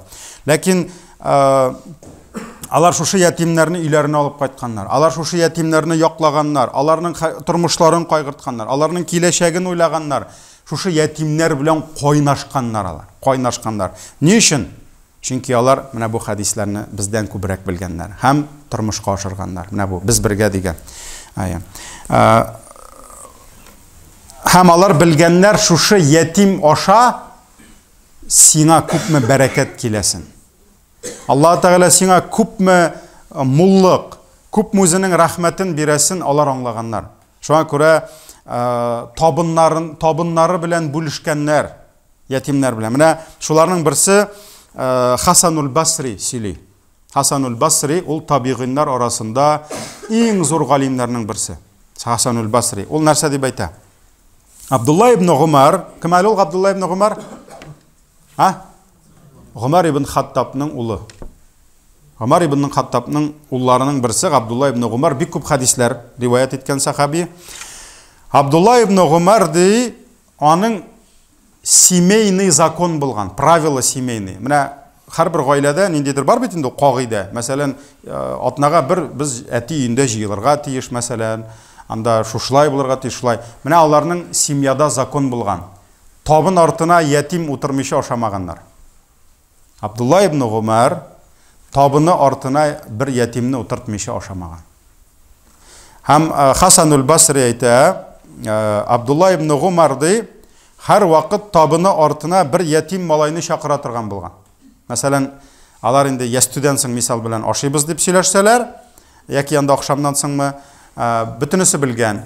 Әти кайтуга, гаилә башлыгы кайтуга, өстәлдә ризык кына түгел, табын артында балалар белән бергә теге ятим малай күршедәге улда утырырга тиеш булган. Бер вакыт ул шулай кайтып керде ди, ризык әзер, теге малайны таба алмадылар ди. Таба алмыйлар. Ну малай бала чага бит инде ул. Кайдыр чыгып киткән, кайдыр уйнап йөри, чыгып киттеләр, изләп керделәр. Юк, тапмадык ди. Шуннан соң ризык суына бит инде. Ничек диләр әле, аштан үстен булмады диләрме? Ярар, әйдәгез ашыйбыз ди. Шуннан соң ятимсез ашаганнар булар. Ризык бетүгә теге малай килеп керә. Чакырган идегезме? Вызывали. Табылган инде нишисез. Абдулла ибн Умар карый ашарга юк бит инде. Ул бит җәмәгать ул бүген ул без утырабыз. Әйдә ашап бетерегез инде дип әниләр бер бүләләр хаман ризыкны. Ул бит инделек ризык күп булмаган, бигәз булган. Хәзер ул әйтәләр, ничекләр яман яхшы ризык калганчы яман курсак шартласын ди. Мәҗбүри кешене ашаталар, әле ул алып куяны. Шулай бит, әле алай булмаган. Менә җитәрлек кенә пешергәннәр дә артык ризык булмаган. Чөнки ризык кыйммәт булган, ризык ул әз булган. Бүген ул без йөзәбез ризыкта, шулай бит инде. Ризык юк, килеп керде. Шуннан карый, бармы тагын? Юк ди, башка юк ди. Шуннан соң Абдулла ибн Умар әйтә, утырды. Һәм әйтә, тиз генә пешерегез бер нәрсә ди.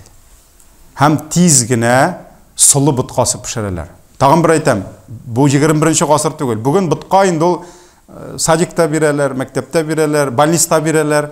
Кемдер завтракка ашый инде, акмай салып, шулай бит инде. Мәсәлән, күнгә 3 тапкыр ботка ашамас, ул элек ул байлар ризыгы булган. Ул байлар ризыгы булган. Гомумән ипи кыйммәт булган, арпасы кыйммәт булган. Менә шушы ботканы пешерәләр һәм әле Абдулла әйтә, теге балны да чыгарыгыз ди. Анда әле сандык төбендә бал яткан.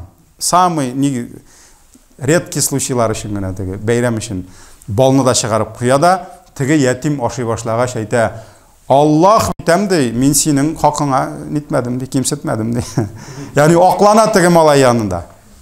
Ул бит бер малай шалай гына инде бер караганда, ләкин ятим булгач, алар белгәннәр. Синең табыныңда, синең ризыгыңда, синең семейный бюджетыңда әгәр дә ятимнең өлеше булса, бу ятим ул сиңа бик күп бәрәкәт китерә. Бу ятим сиңа тормышыңда бик күп байлык, бик күп ризык китерә. Алар аны бик яхшы белгәннәр. Шуңа күрә табын артында ятим утырырга тиеш булган Абдулла ибн Умарның. Алар белән байлыгыңны, ризыгыңны бүлешсәң, үз малыңны арттырасың, үз ризыгыңны киңәйтәсең. Менә моны без күрәбез сахабалар, табигыйннар арасында. Һәм әле аның турында әз генә тагын әйтербез. Ятимнәрне кайгыртуның кагыйдәсе. Имам Катада, бу инде зур тәфсир галиме, табигыйннар заманында яшәгән. Имам Катада әйткән: Кун лил ятими ка абир рахим. Ятим өчен рәхимле ата кебек булды. Мискенгә шафкатлылык һәм ягымлылык белән җавап бирде. Карагыз, ятим белән мөнәсәбәтеңне төзегәндә, син ятимгә мәрхәмәтле әти кебек булырга тиеш. Әти кебек бул димәгән. Әтиләр төрлесе була, шулаймы? Әтинең дә төрлесе була. Мәрхәмәтле әти ди. Ягъни, ничек итеп рәхимле ата үз баласының тормышын кайгырта, ятимне тәрбиягә алган ата да менә шушы үз баласын кайгырткан кебек ятимне кайгыртырга тиеш. Ни өчен? Чөнки аның үз атасы булса, ул кайгыртыр иде. Шулаймы? Син килеп шушы ятимгә ярдәм итүне үз өстен алгач, хәзер син нишләргә тиеш? Әтисе кайгыртмаганны син кайгыртырга тиеш. Әтисе бирмәгәнне син бирергә тырышырга тиеш. Шуңа күрә рәхимле ата баласын ашатты да битте түгелме? Биттеме? Юк. Рәхимле ата баласын ишертү, ашату гына түгел. Ул аның тәрбиясен кайгырта. Ким булып үсә бу бала? Ул аның киләчәген, ул аның саулыгын, сәламәтлеген кайгырта. Баланы ашату гына түгел. Аның тешләрен дә каратырга кирәк. Аның булырга мөмкин төрле сәламәтлегендә проблемалар. Аны врачка апарырга кирәк булырга мөмкин. Кайдыр больниц Казанда сөйләшергә туры килергә мөмкин. Синең балаң бит ул. Менә шуның кебек ятимнең дә сәламәтлеген кайгырту. Синең балаң ничек мәктәпне бетерә? Мәктәпне бетергәч кая бара? Ата-ананың башында хәсрәт бит инде ул. Шулай бит инде. Ничек анда йыгы биргәч әле ул проблема башлана гына икән әле, оказывается. Есть жизнь до ЕГЭ, есть жизнь после ЕГЭ. Или есть ли жизнь после ЕГЭ? Шуңа күрә нәрсә? Әле калсан укырга кертергә кирәк. Ятимне дә бит карарга кирәк. Чөнки ятим бүген мискин. Әгәр дә ул шушы мискинлек кеше ярдәмен алып укымаса, белем алмаса, ул гомер буе мискин булачак бит. Аны бит мискинлектән чыгарга кирәк. Менә без эшлибез төрле фондлар белән. Бар шундый фондлар, алар инде 15-20 ел эшлиләр. Һәм менә мин алар белән сөйләшәм, мәсәлән, миңа бик шуй Дагестанда фондлар. Бик көчле эшлиләр. Без әле алар янында просто не, кем әйтмешләр, отжимаемся анда әле пока без. Без вообще якын килә алмыйбыз аларга. Аларда уже системаны, менә андагы егетләр, фонд директорлары әйтә, Йосыф ди, менә без ди иренәбез ди, списокларны карыйбыз ди. Менә без ди бер гаиләгә ярдәм итәбез ди. Мәсәлән, аның балалары үсә ди, тоже безнең мохтаҗлар списогына керә ди. То есть без мискинлектән чыгармыйбыз без аларны ди. Без бит аларның мискинлектән чыгарга тиеш ди. Без бу гаиләгә 10 ел ярдәм итәбез, аннан тагын 20 ел. Аның оныклары туачак, алар да мискин булачак ди. Шуңа күрә без ди хәзер уйлый башладык, ничек бу мохтаҗ гаиләләрнең балаларын алып, аларны төрле курсларга яздырырга, төрле белемнәр бирергә. Мәсәлән, кемнеңдер математикасы яхшы икән, математик ягыннан җибәрергә, нинди уку йортларына кертергә. То есть безнең максат ди нәрсә? Бу мохтаҗларны мохтаҗлар исемлегеннән чыгарга кирәк ди. Ягъни балык ашатып кына түгел, аларга кармак бирергә. Чтобы алар туктасыннар, мискин булганнар. Әгәр дә без дигел балык ашатсак, аның баласы да шул балыкны ашаячак, оныгы да шул балыкны ашаячак, 100 ел аларга мискин булып торачаклар ди. Безне мискинлектән чыгарасы кирәк. Менә шуның кебек, син үз балаңны бит инде, балам фақир бул, мискин бул дип үстермисең. Менә шуның кебек нәрсә? Син ятимгә дә мәрхәмәтле ата кебек син уйларга тиеш. Нишләргә? Ничек итеп аны кая җибәрергә? Мәсәлән, кемәле безнең Шат хәзрәт, кемәле безнең төшләр китабын язган? Ибн Сирин. Ибн Сирин әйтә, табигыннар бит инде. Без ди җыелайдык ди. Совещаниялар үткәрәйдек ди, фәлән ятим белән нәрсә эшлибез. Теге ятим белән нәрсә эшлибез ди, без ди совещаниялар, киңәшмәләр үткәрәйдек ди. Шуңа күрә бар икән, мәсәлән, бер ятим гаилә. Мәсәлән, ул ятим гаиләнең мисал белән калган наследство калган. Ул акча югалмаска тиешха. Ул акча янмаска тиеш хәзер. Шуңа күрә ирләр, галимнәр җыелып киңәшләшә торган булганнар. Нишлибез бу ятимнәр белән? Әйдәгез, бу безнең үстебездә, бу безнең бурычыбыз дип, менә без шулай киңәшләшә идек ди, хәтта.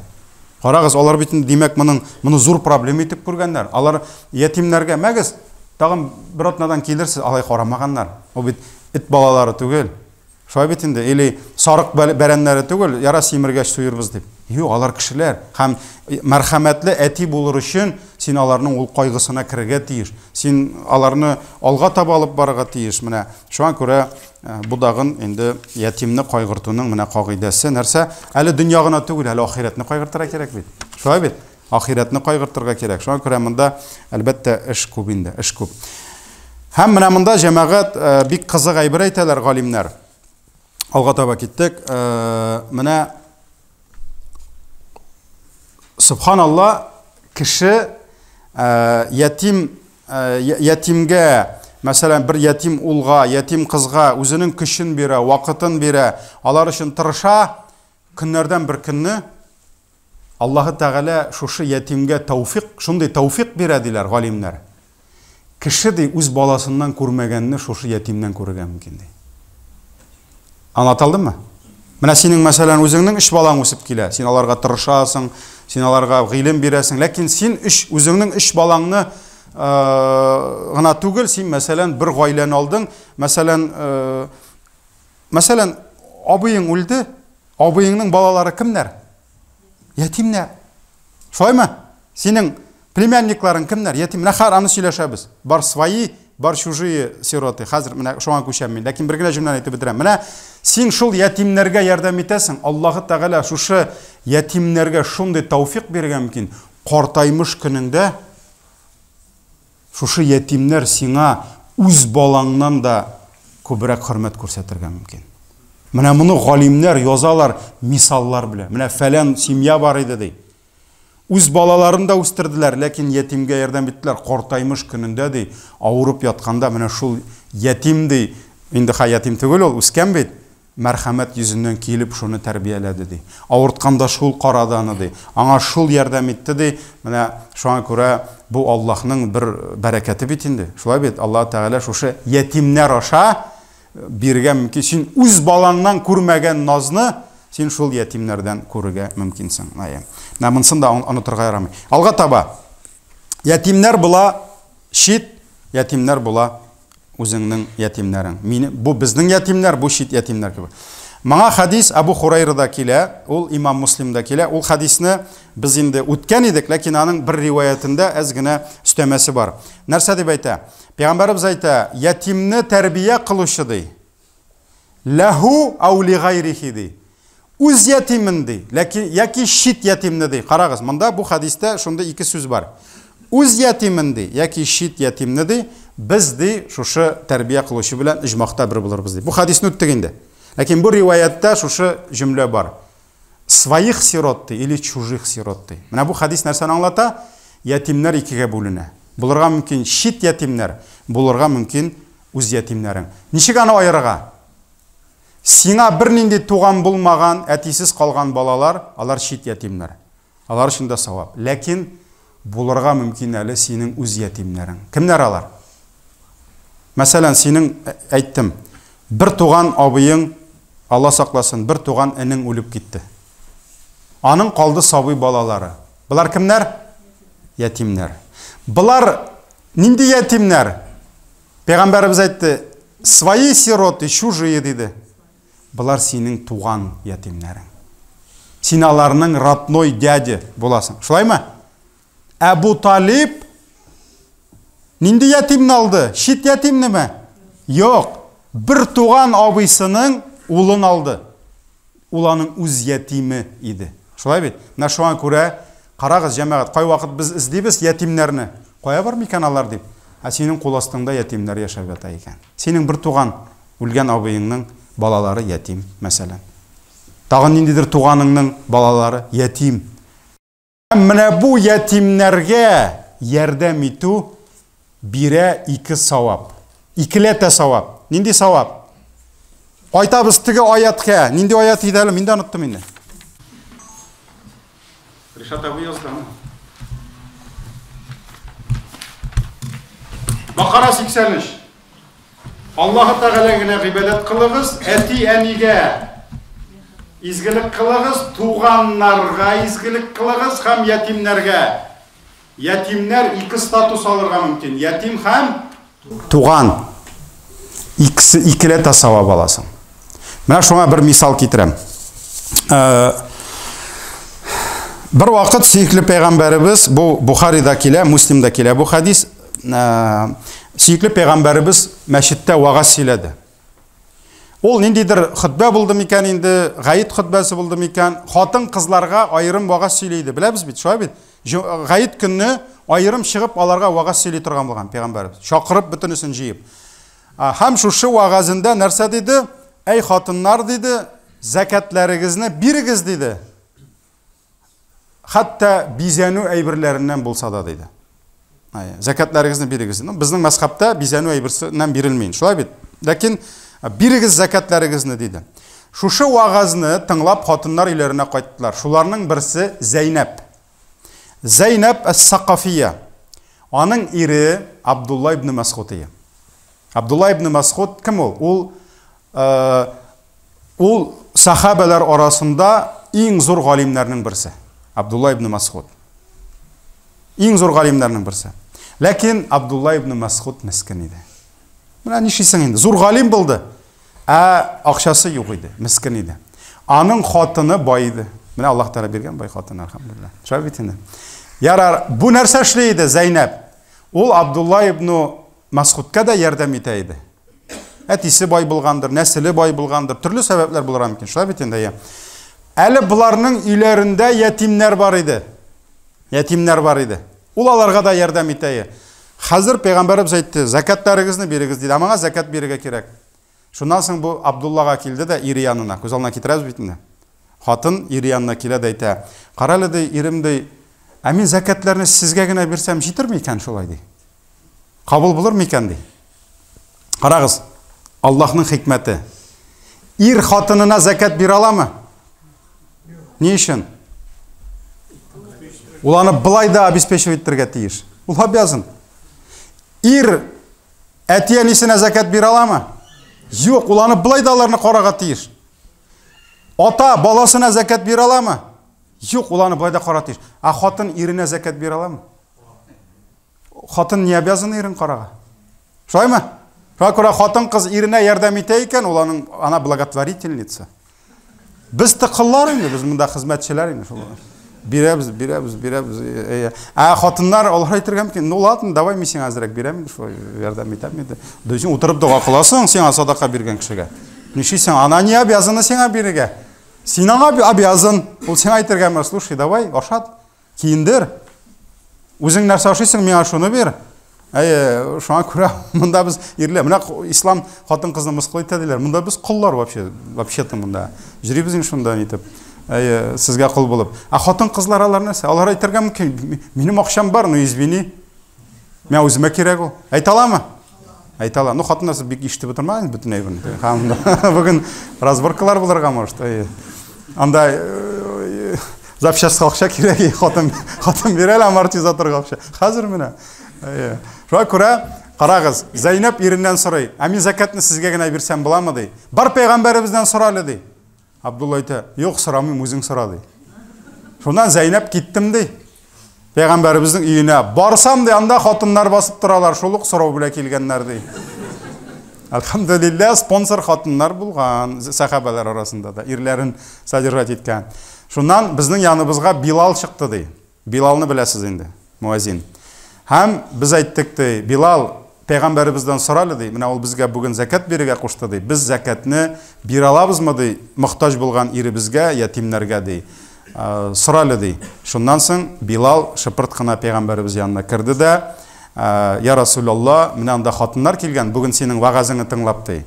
Алар шушы сорау бирде ди." Пәйгамбәребез әйтә: "Кемнәр?"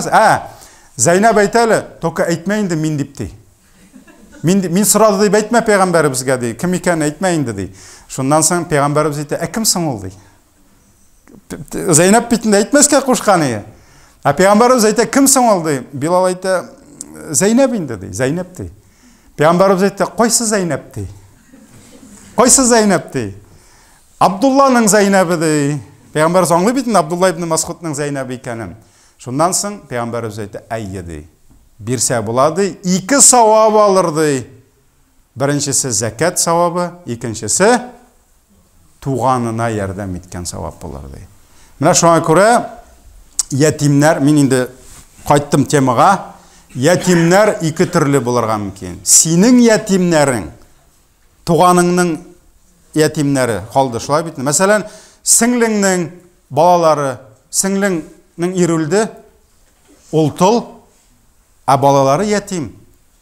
Аны инде хәсигә аңлатып утырасы юк. Шулай бит, аңладыгыз сез. Синең туганнарың ятимнәр булды, буларга тагын да күбрәк әҗр савап була иншалла. Әкрен генә хәзер мин инде нитәм, йомгаклыйм. Менә җәмәгать вообще ятимнәр турында күп сөйләргә була, аның турында целый дәресләр үткәрергә була инде, чөнки бу безгә бик кирәк. Менә беләсезме, кашан җәмгыятьтә барлыкка килә тол хатыннар һәм ятим балалар? Барлыкка килә югалтудан соң. Шулаймы? Ягъни тол хатын барлыкка килсен өчен, ятим балалар булсын өчен без кемнедер югалтырга тиеш булабыз. Шулай бит инде. Әлбәттә, безгә бу шатлык түгел.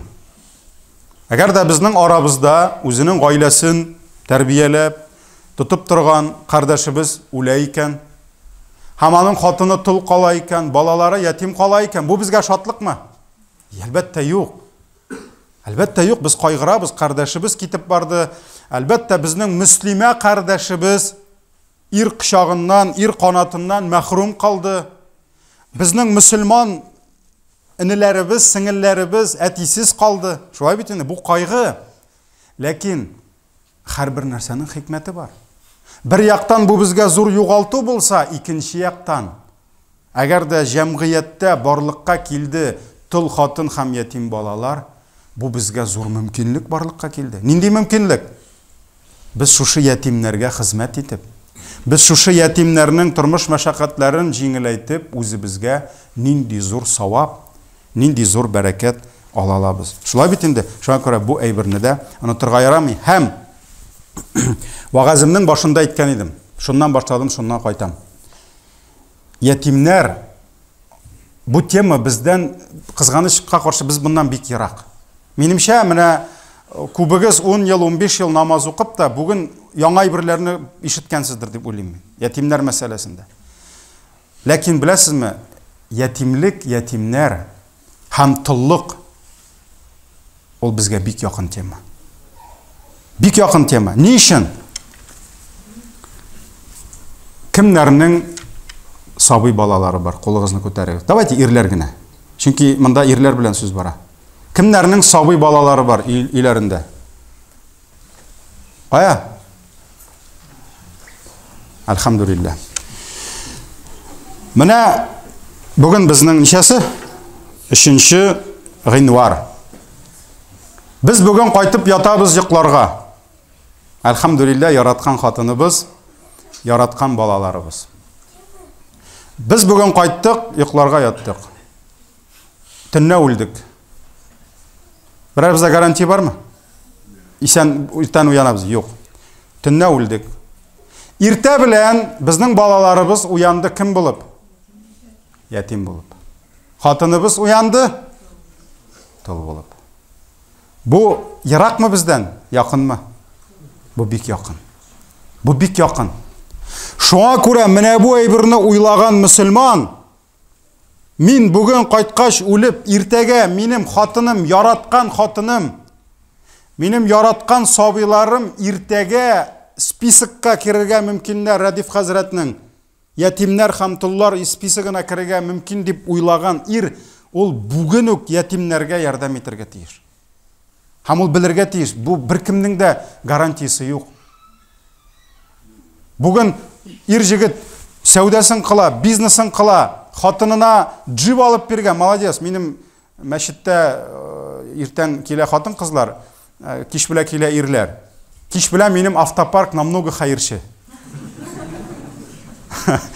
Иртән 9-га киләсең, анда Алла сакласын, монда Mercedes джип, монда электромобиль, безнең анда ниләр, алхамдулилlah, мөслимәләр, алхамдулилlah, Алланың рәхмәте, молодец, җегетләр булдыра.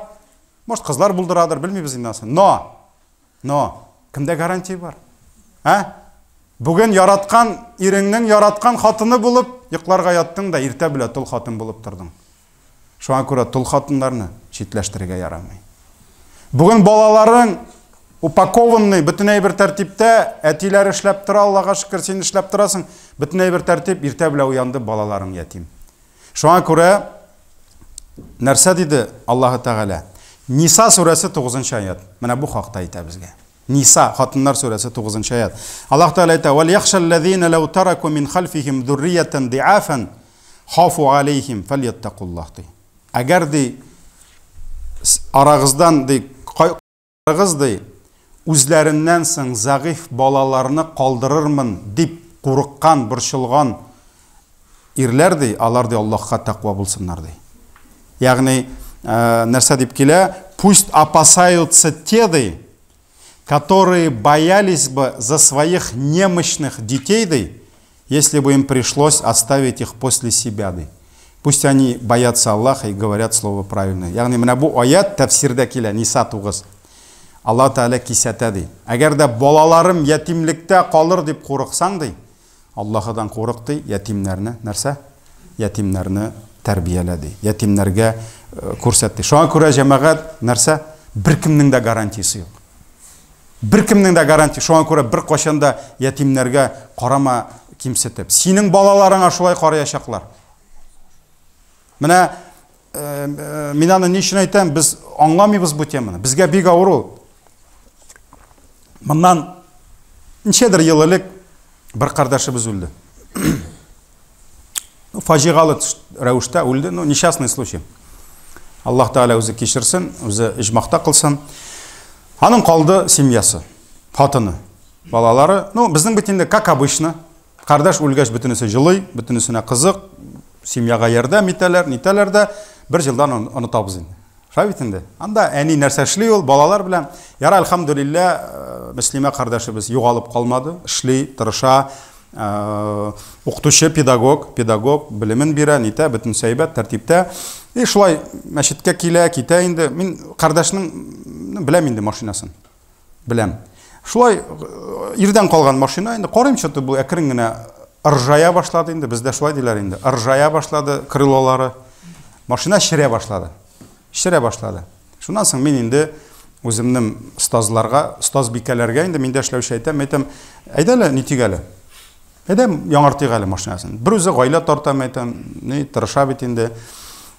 Шуннан соң инде әйтәм, мин үзем Алла бирсә, нитәм, тырышам инде. Һәр карадым, машинаны күпмегә сатып була. Ни инде, машина бик арзан инде, тагын бер 5 мәртәбә өстәргә кирәк. Чөнки инде кардаш күптән үлде, аныкы да инде ул начар иде машинасы. Шуннан соң инде мин уйладым, әйтәм, давайте алабыз берәр автомат коробка белән Toyota алабыз, әйтәм. Toyota. Toyota ватылмый, әйтәм, нитмей, автомат коробка нәрсәгә ул? Интегеп хатын кызга бит инде ул. Иратка да рәхәт әле ул. Нәрсә интегеп йөртәбез? Шуа бит инде. Ярар, урыс машинасын сатырга уйладык, алабыз Toyota. Шуннан соң мин бер кая да куймадым. Ләкин безнең YouTube-ны карап бара, Telegram каналларга бер җиргә дә куймадым. Нигә без аны кешегә бирергә тиеш? Мин карый башладым, менә бу безнең вафат булган кардәшнең дусларын. Теге дусты, бу дусты, теге дусты. Шуннан соң Алланың рәхмәте ярты сумманы 2-3 дусты җыеп бирде миңа. Ул вакытта инде бер 400 мең, 500 мең акча бирделәр. Шуннан соң миңа тагын 500 мең кирәк, мәсәлән. Ярар, мин инде бер кардәшкә җибәрдем дә, бу кардәш үзенең группасына куйган. Икки обсуждение. Нинди обсуждение бара? Ике сорау мине инде чыгарымнан чыгарды. Беренчесе нинди сорау? А чё мы ей помогаем, если мы сейчас всем вдовам будем так помогать, никто замуж выходить не будет? Мәйтәм, барда ал, акыллы булсаң. Мин өйләнгән, мәйтәм, хатыныңнан куркасың, бармыйсың, тогда, давай хоть авызыңны җым. Теге бүген әле сөйләштек 5 садака. Соңгысы пәйгамбәребез нәрсә диде? Зыян китермә диде, синнән файда шул булыр диде. Шуңа күрә мәйтәм, әйдә хәзер давайте без мәйтәм бүтән тол хатыннарны, ятим балаларны хәерчелектә интектерик әле. Әйдәгез мәйтәм, ошатмыйбыз аларны. Әйдәгез мәйтәм, ош йөрсеннәр, может теге мөслимә кардәшебез 1-2 ай ашамаса, может әйтер инде, давайте мине берәрегез алыгыз инде дип. Ул чыксынмысың мәйтәм, объявление бирсен, лас безнең мужикларыбыз юк икән. Нәшәшәсен соң. Шуңа күрә бу минем акылга сыймады бу әйбер. Ничегенде ярдәм итмәгез, чөнки ярдәм итсәгез, алар кияүгә чыкмаячак. Барсын да сорасын. Бик җиңел түгелдер, бер үзе ничә күп балалы хатын-кыз тарта бит, әлхәмдүлилләх. Бу беренчесе, икенчесе. Нәрсәгә аңа ди Toyota ди. Давай Nexia алабыз ди. Мин аларга әйттем, мәйтәм, минем хатын Nexia'да йөрми. Минем хатынның ире бар. Ул хатынның ире юк, ул үзенең семьясын тарта, ул ник Nexиa'да йөрергә тиеш. Нәрсә без мәйтәм, монда мужиклар җыелышып, күп мөгдер генә бирсәк тә, без бит мәйтәм, нормально алабыз машина. Ул инде сорый, әз генә бик ишере бетмәгән Nexia алыйк инде ди. Менә шуңа күрә без бу теманы пока аңлый алмыйбыз. Шунда мин аларга әйттем, җегетләр мәйтәм, Аллаһ белән ант итәм, үземнең акчам булса, мин сезгә бергезгә дә бирмәсем аларны мәйтәм. Бүтән савапны үзем алырым. Аллаһ юлында җихад, һәр көнне тахаҗуд, һәр көнне ураза, мәйтәм, бергезгә дә бирмәс идем. Әлхәмдүлилләх алдык. Аллаһ Тәгалә бирде, шатланып йөри, аннарысын тагын алдык, аннан тагын алырга язсын иншалла. Шуңа күрә җәмәгать, без әле аңлап бетерә алмыйбыз. Нинди безгә бу зур фурсат. Аллаһ Тәгаләдән бирелгән. Нинди савап без моның белән эшли алабыз. Менә җәмәгать кызганыч, безгә әле моны өйрәнергә кирәк. Өйрәнергә кирәк бу әйберне. Бу бит безгә нинди савап. Һәм соңгысы. Минемчә инде безнең арабызда Менә абзыйлар утыралар, бабайлар, әбиләр, яшьләр, җегетләр, кызлар. Ятимлектә үскән кешеләр бардыр. Шулаймы? Ягъни әтисез үскән бардыр бит инде. Менә ятимлек бит инде. Кемдер әйтергә мөмкин, менә тормышта шушы авырлыкларны кичереп, әти юк, әти назы юк, тимәгән, ул бит менә сугышта бит инде күпме әтиләр кайтмаган. Бүген алып кайталар бит инде. Кукмарада әс түгел. Аларның гаиләләре бит инде, димәк, балалары кемнәр?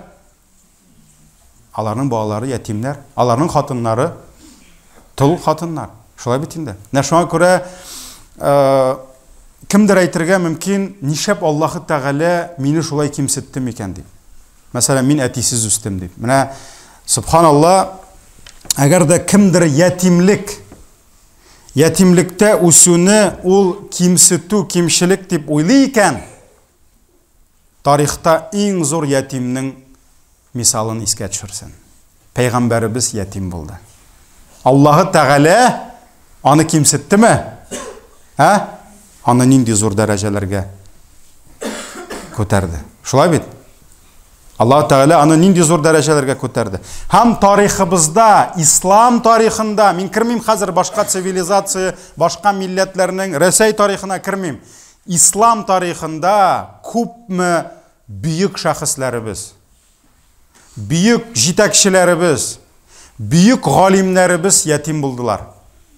Һәм ул аларга ул ятимлек кымаучаламады. Зур галим булырга да, зур җитәкче булырга да, зур гыйлемнәргә ирешергә дә, зур байлыкларга ирешергә дә ул аларга урысча әйткәндә мишәт итмәде. Шуларның берничәсе генә. Карагыз, Имам Ахмад. Кем әле ул? Ханбали мәзһәбе. 4 мәзһәб калды. Аллаһ Тәгалә шуларны гына калдырды. Шулай бит? Без инде Ханафи мәзһәбендә. Имам Ахмад Ханбали мәзһәбенең башында торган зур галим Имам Ахмад. Ул ятим булды. Аның укуына түләргә әтисе юк иде. Һәм Имам Ахмад белән бергә укытты бер кеше малайын. Үзенең малайын укытты. Һәм ул нәрсә дип әйтә? Карагыз, бергә укып йөриләр. Имам Ахмад әле яшь егет, әле галим түгел, беркем дә белми әле аны. Ул әйтә, мин ди үземнең улыма ди иң көчле остазларны таптым ди. Мин шул иң көчле остазларга акчамы түләдем ди. Балама зур гыйлем бирсеннәр дип, ләкин алар әллә ни уңышка ирешә алмадылар ди. Ә менә бу җегетнең ди Ахмад турында әйтә. Аның акча түләргә әтисе дә юк иде, беркеме дә юк иде. Һәм аның ди укытучылар нанимать итәргә возможности юк иде. Ләкин Аллаһ аны зур галим итте ди. Имам Ахмад ятим булган. Менә монда тагын бер кызык әйбер. Менә бүген безнең бер глубокое заблуждение бар мөселманнарның. Бүген мөселманнар киләләр дә мәчеткә, мәдрәсәгә, хәзрәткә. Әйтәләр, хәзрәт укыт безне әйтә бушка ди. Коръәнне бушка укытырга кирәк ди. Бу җәмәгать, бу наданлык. Имам Ахмад вакытында остазлар бушка укытмаган. Гыйлем өчен түләгәннәр. Икенче ятим, нә хәзер ансында аңларсыз. Икенче ятим Имам Шафиғи. Кем әле ул? Шафиғи мәзһәбе. Зур галим, Абу Ханифадан, Ханафиләрдән зур гыйлем алган. Имам Шафиғи әйтә, әтием булмады ди, минем укытуыма түләргә ди, укуыма ди.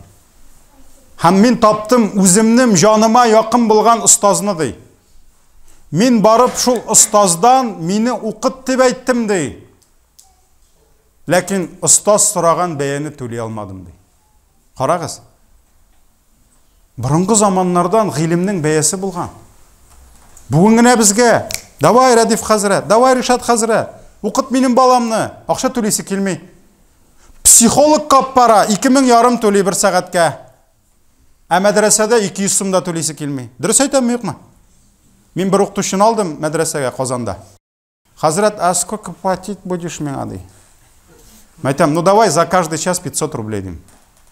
Ну Ришат хәзрәт аңлый инде, бер сәгатькә 500 сумның күп микәнен. Әзме күп микән? Шулай бит инде. Мин әйттем, һәр бер сәгатеңә 500 түлим. Ул миңа карап торды да, хәзрәт, у меня самооценка упадет так ты. Я за психологию 2500 беру ди за час ты. Мәйтәм, ну, тогда инде шунда барыгыз инде. Шуңа күрә психологларга 2,5 түлибез. Ниләргә күпме түлибез әле? Репетиторларга. Во, риэлторларга тоже күп түлибез. Үзем квартирәдәгән беләм. Репетиторларга күпме түлибез? Ә мәдрәсәдә бушкан, да фәрештәләр җыелган. Ашамыйлар, эчмиләр. Йокламыйлар, бала тудырмыйлар, бала үстермиләр. Мәҗлестә бәлеш ашыйлар да, все бетте. Әле остазларга бәлеш тәләкми. Шулаймы, хәзрәт? Ярый, хәзрәтләргә бәлеш эләгәле. Ә остазлар алар мәдрәсәдән чыкмый. Ана мин Казанда карап торам бит, Мөхәммәдия, аның ашка йөрергә вакыты юк, ул укытырга кирәк аңа. Шуңа күрә нәрсә? Гыйлем һәр вакыт акчага булган. Гыйлемгә түләргә булган. Имам Шафиғи әйтә, кайттык тиз генә тема. Все, битерәм. Килдем остазга ди. Акчам юк ди, остаз мине алмады ди. Шуннан карап торам ди, остаз кичкенә бала белән йөри ди. Укыта алмый ди. Килдем дә әйттем ди, Имам Шафиғи. Бик хикмәтле булган. Шуннан соң әйттем ди, остаз, әйдә кичкенә баланы карыйм, ә син миңа гыйлем бир дип әйтте ди. Нянечка булган Имам Шафиғи. Остазның баласына нянька булган. Шулаймы? Мин аның баласын карадым, ә ул миңа гыйлем бирде ди. Карагыз, Имам Шафиғи кем булды? Ятим иде, зур галим булды. Алга таба Имам Бухари ятим булган. Имам Бухари ятим булган. Аллаһ Тәгалә ятимлектә үстереп, карагыз, нинди зур галим иткән. Менә шуңа күрә җәмәгать ятимлек ул кимчелек түгел. Это не порок. Ятимлек Аллаһ Тәгалә пәйгамбәребезне ятимлек белән тәрбияләп нинди зур дәрәҗәгә күтәрде. Һәм ашның хәлен тук белмәс дигән кебек кабатлыйм инде. Үзең аңламасаң, үзең күрмәсәң, аны аңлап булмый. Менә шуңа күрә Аллаһ Тәгалә безгә инде ятимнәрнең хакларын белеп, аларга тормышыбыз рәвешендә, тормышыбыз дәврендә аларга ярдәм итеп, аларның мәнфәгатьләрен кайгыртып, бергә җыелып, нәрсә эшлибез җегетләр дип. Менә ничә 30дан артык багаймы Радиф хәзрәтендәме? Менә даже ул инде күпме татар гаиләләре бит инде шулай бит 30дан артык егет бит инде. Аның бит 20 гаилә генә булса да, менә үзебезнең кардәшләр арасында ятимнәр бар. Шуңа күрә без аларны кайгыртырга тиеш. Biz аларны белергә тиеш. Biz аларның хаҗәтләрен үтәргә тиеш. Каядыр карагыз, может быть, мәсәлән, 3 бала белән ана ятим тол хатын бәлки бер бүлмәле квартирада яшәп яталар. Әйдә, җыелык тагын, давайте хәл итәбез. Әйдәгез решим вопрос. Нәрсә без 2 бүлмәле квартира алып бирә алмыйбыз малар? Без бер көнне бер районга бардык, исемен әйтмим. 7-8 җегет җыелды. Без Казаннан килеп төштек монда, ниләр инде деловойлар. 7-8 җегет җыелды. Вопрос хәл итәбез квартира алырга. Бер мөхтаҗ гаиләгә. Мин әйтәм инде, мин Авитадан кирип карадым, сезнең 2 миллион 300 мең тора. Ул районда 2 бүлмәле яхшы квартира. Ну, Кукмарада кыйбатрактыр бәлки. Сез крутойрак бит инде. Вот. Но мәйтәм әйдәгез, ярты бәяне без бирәбез. Яртысын мәйтәм сез түләгез. 1 200 біз бирәбез, 1 200 сез. Давайте вопрос решим. Булар безгә карап тордылар да, бер шундый простой гына киенгән инде, стройка белән заниматься итә. Бу гарләнде. Бу булай карады да, әниксең безгә сез кирәк ди. Нәрсә без хамында утырабыз, 10 җегет 200 мең җыела алмыйсыз что ли? Хәзрәт, без моны үзебез хәл итәбез, рәхмәт ди әйтүең өчен. Менә шуның кебек ничә ел тилмереп ята тол әни ятим балалар белән бер бүлмәледә, или маш кайдыр авылда яталар, өйләрендә сулары бармы? Туалетлары идеме? Душлары бармы? Ул бит сораулар безгә бирергә тиешбез. Әйдә, җыелыйк, хәл итик. Алхамдулилла, без килербез, без дә читтә калмыйк. Казаннан килербез җегетләр белән, сезгә ярдәм итербез. Шуңа күрә бар икән, мин конкретно деловой предложение белән чыгам сезгә. Бар икән шундый гаиләләрегез. Давайте, минемчә, Кукмарадагы ир-егетләргә аларга Казаннар кирәкми. Алхамдулилла. Аллаһның рәхмәте яусын, бик сөенәм, бик шатланам. Менә мондагы сезнең деловой җегетләрне күреп, алхамдулилла. Шуңа күрә, кирәк икән без киләбез, Радиф хәзрәт. Минем предложение килә, может быть, мәсәлән, бездә бар, бик күп проектлар бар бездә. Мәсәлән, бүген проектка да акча кирәк, шулай бит. Мәсәлән, каядыр Радиф хәзрәт әйтәсе икән, менә бер ятим гаилә бар. Әйдә бергә йорт салабыз дип. Әйдә салабыз. Салабыз. Менә без киләсе елга 2024-кә ниятләдек 10 йорт салырга иншалла. 10 йорт. Һәм иң беренче йорт беләсезме кемнеке булды? Мөслимдә хәзрәт үлде бит. Абдулкарим хәзрәт рахматуллахи галей 6 баласы калгач, просто җыелган идек шунда җегетләр белән. Әйдәгез әле бер йорт салып карыйк әле дип. Әлхәмдүлиллә, анда инде мин игълан иткән идем, картаны биреп банковский. 8 миллион акча килеп төште картага. Аны Юсуф төземи, Аллаһ төзи аны. Ул ятим балаларның акчасын Аллаһ бирә. Аларның үз ризыклары бит ул. Шулаймы? Әлхәмдүлиллә, менә хәзрәтләргә ниләргә салып, менә бу айда бетерә алмады, январда бетерәбез. 8нче объект бетерәбез иншалла. Абдулкаримнан соң. Менә киләсе елга что-то аппетит күбәйде әле, булай булмый. Елга бер әз ул, 10-ны эшлисебез килә. Хайдагыз берсен Кукмарада, бисмилла. Кукмаралар белән бергә только. Кукмаралар менә Чаллыда килештек, гаиләне таптык, утырдык стәл артына, переговоры алып бардык. Мин әйттем сразу. Яртысы сездән, Чаллылар, яртысы бездән. Кул кысышабыз икән, без киләбез. 6 миллион чыкты и, иншалла, 1 миллионны үзе гаилә бирә, материнский капитал ниләрдән булганны, 2,5-ны Чаллылар бирә, 2,5-ны без бирәбез дидек. Әлхәмдүлилләh, менә фундамент салып ятабыз. Шуңа күрә бу безнең эш, җәмәгать. Бу безгә форсат, Аллаһның әҗрен җыярга, Аллаһның савабын җыярга. Аллаһ Таала ярдәменнән ташламасын, иншалла. Менә Аллаһның бәрәкәте шунда, иншалла. Яра, Аллаһның рәхмәте яусын барыгызга да. Безнең инде мин алдан ук кисәттем инде. Бүген вагаз узаграк булыр дидем, чөнки тема зуррак. Иншалла инде файдасы булыр дим һәм киләчәктә моның хәрәкәте дә иншалла булыр дип өметләнәм инде, нәтиҗәсе булыр дип. Субханакаллаһумма бихамдик, ашһаду ан ла илаха илля ант, астагфирука ва атубу илейк.